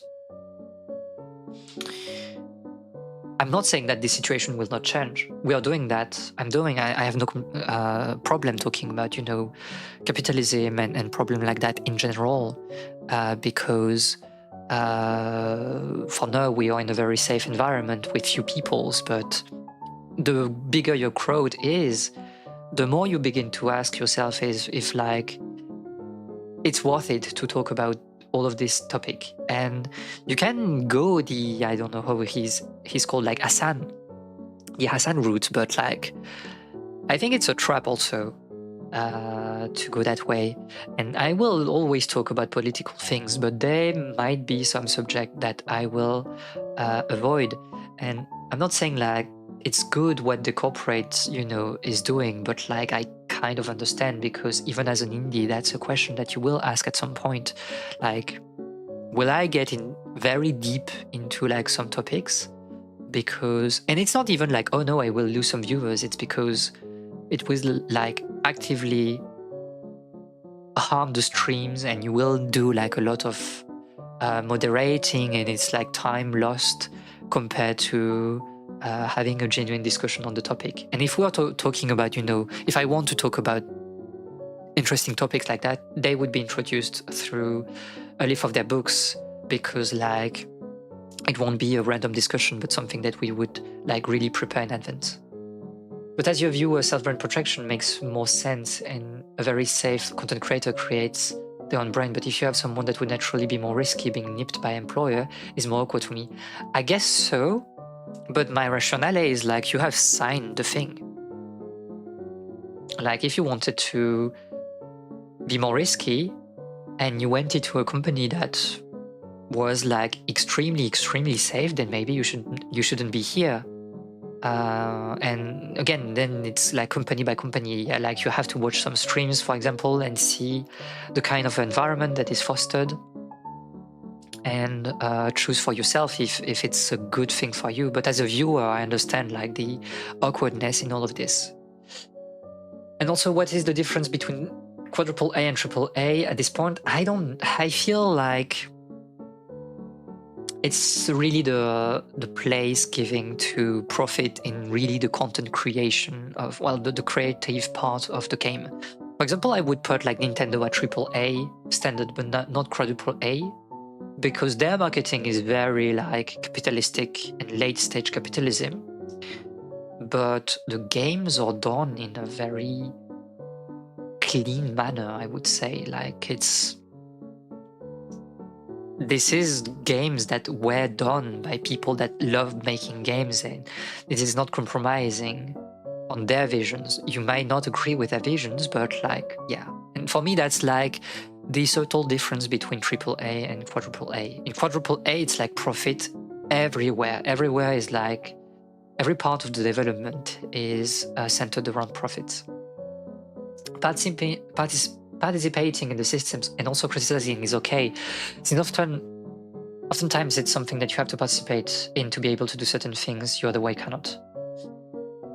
I do agree, and it's like, you know, the meme of like, oh, you use a phone, you criticize capitalism, but you use a phone. I mean, yes, because we need to live in that society, but I think we can be critical of different things. And I think some companies are open to, you know, this bottom to top criticism. That, as a viewer, I'm less interested with corporate content creators for that reason. And I completely agree. I will say, like, I watch a lot of HoloLive, maybe less now since streaming, but I only enjoyed watching HoloLive because the conversations felt very natural and never restrained, you know, except like internal policies and preserving your privacy. But like, I have like memories of insane conversations about everything. Obviously, like, you will not be that sharp on, you know, capitalism and things like that. You will not say that as explicitly, because unfortunately, I mean, like, when, you know, when people are really starting to follow you on the internet, then you really know, you know what your public is. So just saying, hey, I hope that you were doing well since we started yapping. But yeah, like, I do only watch like content creators and corporate content creators if I feel like they are at least unrestrained in the way they speak, that they are not walking on eggshells, you know, every stream. And with some content creators that I'm following, it's not the case, or at least I don't think it is. But yeah, some other companies, I'm like, yeah, I just cannot watch that because it's too awkward for me. Tummy ache, I had to lie. I'm sorry that you felt that way. You need to rest. Rest a little bit more if, you know, it's not going away. Hate the game, not the player sort of way. Yes, I would say yes, although I don't know. I try to not hate the player. Sometimes it's a bit hard when, you know, you have some really crazy people that are enabling, that are going beyond, you know, what corporate is asking of them, or using like the corporate setting to do some crazy things. And we had like some insane also drama in the Magical Kiss. Some insane drama in the VTubing community. And to be fair, like the VTubing community, the big scene, be it like indie or corporate, it's not pretty. It's really not pretty. People are like, oh, but like indies EN VTuber are like so good and they are like so entertaining to watch. But then you watch them and you're like, yeah, politically it's like questionable. And I'm not here, like, you know, to throw shade or to be disrespectful to anyone, but it's just like the byproduct of being followed by so many people and the internet being a right-wing place in general. When, as a VTuber, as a big VTuber, let's say, your audience is comprised of like something like between like 75 and like 80% men, you know in what environment you're getting in, and you have like to, it will like shift a little bit the way that you're interacting, because you don't want to antagonize this part of your audience. And some people are playing that way very skillfully without losing their integrity in some ways, but some other are also like fully embracing the, oh, we need to like cater to the conservative like crowd. And I feel like a lot of like the EN scene is unfortunately, you know, stuck in that trap, and they made their choices. So it's a difficult situation, and I'm not saying that, you know, there's an easy and clear-cut answer, because there's one for every content creator. It's like we have our respective journeys, but I will tend to be, I think, harsher towards like certain people, because I believe that some behaviors in this community are really like questionable. Do you think is catering to those needs? Do you think is catering? Do you think is catering to those needs, or most of content creator gamers just insane? I'm a bit more jaded, and I think that most content creators' political takes are insanely bad. I mean, first of all, we need to understand that like most of the content creators are people that watched those contents back then, before starting their own careers. So they have like this baggage of, you know, conservativeness, because we're on the internet in general. And again, no names, but I do know some people that are crazy, that are really, really crazy in terms of like their personal takes. And I think, like, for example, one good thing in the AI community is like the VTuber community is like this dislike of AI. It's like the bane of our existence. And I believe most of us, the overwhelming majority of us, agree that we will not be using AI. And then you have like some other people that are, I don't know. And I'm not even talking about Neurosama and the AI that I don't remember the name of the creator, but his personal AI that he created, because you're not like, the problem of AI is not like AI per se, it's like the stealing of resources and stuff. And like he built his AI from the ground, so there's nothing to say here. But I would say that some control, you know, fantasies, in the sense that probably some of the people that I know and that I really enjoy as people are probably not sharing my political perspectives, right? They might be conservatives, and we don't know. But at the very least, they are not actively fostering this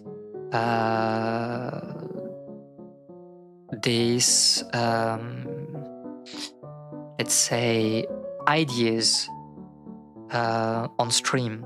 And also you can feel when some content creators are like, I really had it hard in my life, like that was really misery and things like that, and they remember where they are coming from. And some other content creators, like, and especially in the VTubing scene, because VTubing is like, you need a lot of money. Like this is crazy in terms of like money that you need to like get everything you want. Like you have to get your model, you have so many things you need to buy, and it's much more hard than starting, you know, as a traditional, let's say, streamer.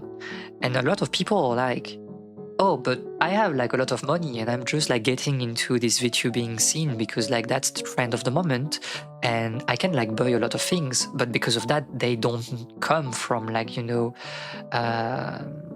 impoverished backgrounds, or they have never struggled. And those are the people that you tend to see in the more like insane takes. And on the contrary, you can really see when people are struggling and try to be humble and try to be more collaborative and to have like better perspectives on like social issues. And I think like, again, I don't know them personally, so it's hard to say, but like when you have like some people again, no names, but being like, I'm streaming in this corporate setting because I just need money for my family, and like most of the money is going to my family and not to me. I'm like, yes, and it feels like it when this person is talking, because they know what like having no money is, and they know that they remember where they came from and what it is to be like marginalized, and I don't know. I would say like, yes, this community, like content creation, is like very conducive to very toxic behaviors, but some people are a bit, better than that. There's a lot to think about in terms of what sort of people your own behavior attracts, and then also moderating your own boundaries around others, especially at the start. I think so, like, we always say like the chat resembleth the streamer and vice versa. I'm trying like I have like very interesting people in my chat, in the sense that I think you're all very bright. You have like interesting ideas, and it's always such a pleasure to discuss with you. And that's something that feels like it's part of the identity of the stream. And this is a collaborative approach. And because of that, I'm trying to lean into that to make you talk, and so we can have like interesting conversations. And because of that, we are kind of like nurturing each other in terms of aesthetics and what we want from the stream. There's also a lot of people that acknowledge their privilege. And then there's some people that came from poor backgrounds and think that I got rich, so anyone could do the same, and forget how lucky they had to get. I think so. I think you have like an issue of like,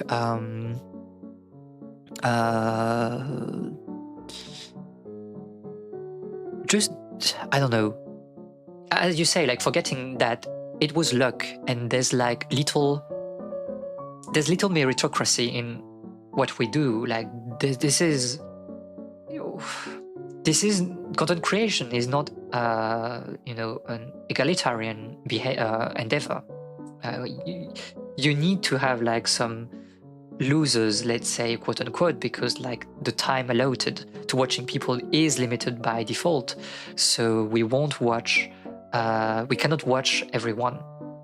So when you're getting famous, that's always in some ways at the detriment of someone else. And I think, and I will give some name because like I'm really, this is like my inspiration, but like I really like Hoshimachi Suisei-san from Hololive. I discovered like VTubing with her like 6 years ago, something like that, 5 or 6 years ago. And she is like a superstar in Japan right now. She is crazy in terms of visibility. She has modified the landscape of like Japanese pop music, and she is like doing concerts in like the craziest arenas all around Japan. And there was this anecdote of like, oh, she's always very cute and very upbeat and very approachable when she talks to like other talents and the staff and all the people at her job, and people were saying that she remembers where she came from, and that there was a lot of hard work, but there was also some luck, and that it couldn't have been done with the people around her. And that's why I admire her so much, because I want the same philosophy. Like, I want to work hard. I don't mind working hard, but I want to also never forget where I came from, because it's part of my identity. Buying or creating things yourself seem to be the two options generally. Yes, and obviously that's a bit difficult. You can like cultivate some skills, but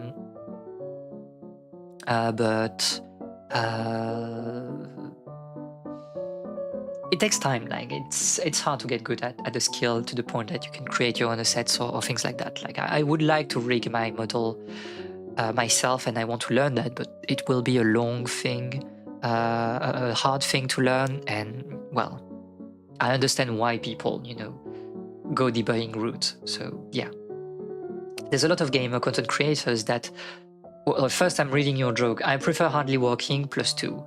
I think, and I'll answer that like very seriously. I think I'm too like, we talked about that, but I'm too like work-peeled. Like I've been, you know, very studious since I was very young, and because of my upbringing, and because of that, like I need to work in my life. But there's a lot of gamer content creators that were just a kid playing games, and then they got super famous and rich, and they think and they think and also trick their audience into being, this could be you, I speak for you gamers. This is true. And I think this is most of like, you know, even the traditional big streamers right now. Like, I don't know the people that are really streaming and you know, traditional streamers that are very famous right now. There was the one that got like the streamer award at the Game Awards, whatever. And I think I watched like one video, and it was like just him being like, you know, in his couch with like the worst camera possible. And I'm not saying that, you know, he's bad, he's a bad person, and he's not working, but at the same time, like, it feels like, okay, we are really with like the minimal amount of quality that we can afford. And it's like, at least to me, that really doesn't watch like streamers outside of NL and VTubers, I'm like, this is crazy, because the VTubing model is getting like out of hand, in the sense that nowadays you need like crazy quality to begin. This is insane. If you want to reach the top, then you have like to invest so much back into the stream. And this is again like a very different mindset. Like, there's this thing in VTubing where you really need to strive for like maximum creativity and quality of stream.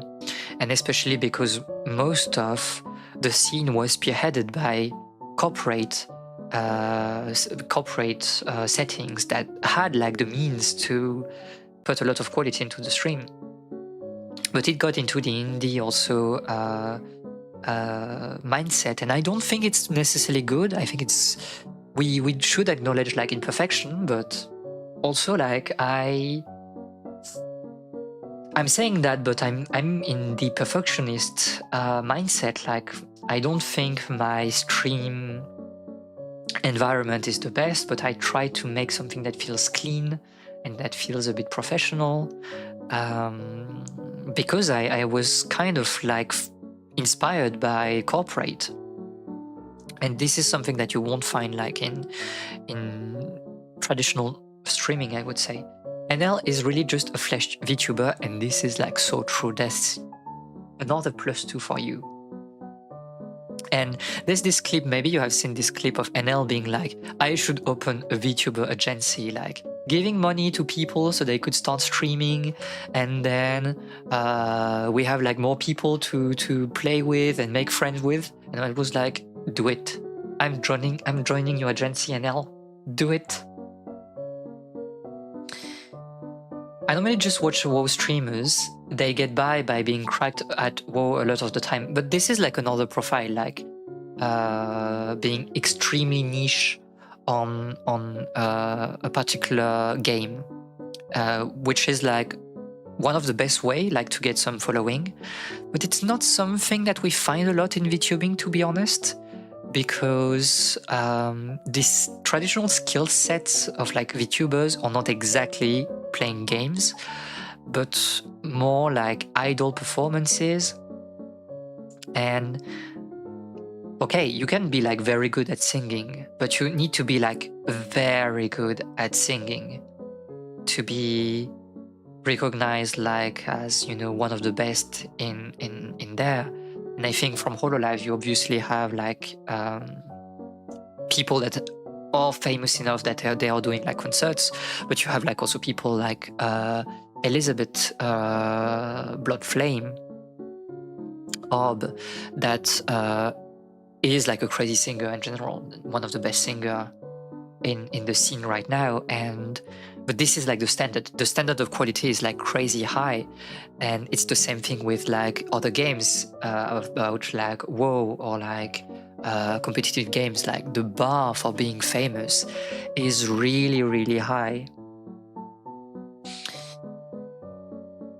Then he's going like, me coming with a context solve your problem. Maybe not a great thing. This is so true. As you've seen the video, yeah. I'm impressed with what you have here currently. Good job. Well, I'm mostly, you know, grateful, you know, for people being here. I try to do as much as I can to repay, you know, the presence of the people being here.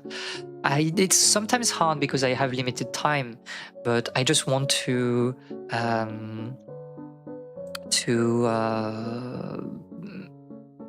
you know, make people happy. I think also it was like Vivi Sound from Hololive that said that on her debut. Like, her goal is to give people, to make a smile, to put a smile on people's face. And I think it's the same for me, just that I'm going less the, you know, comical route, and we are more yapping than anything, and we are trying to be a bit educational. But I just want people to have a nice time here. And as long as, you know, you are happy, then I've done my part. I believe. This is really, I really think that streaming is like a collaborative experience, and then like that would be, everything would be so different if like chat wasn't here. But thank you very much, May. And we need to talk more. I know like I'm a poor follower of streams, unfortunately, because like I have so little time, and when I stopped streaming, I'm going immediately into another project, and I don't have time to really chill into someone else's stream. But we need like to talk more to each other and maybe do some things together at some points. I think it would be interesting, and you know, just being on your stream last time was like really relaxing. I think like you're a very relaxing person as well. So we should try to build something at some point, is what I mean. And we have like overlapping schedule. We can do like things. We can move. I can move. I don't mind moving like my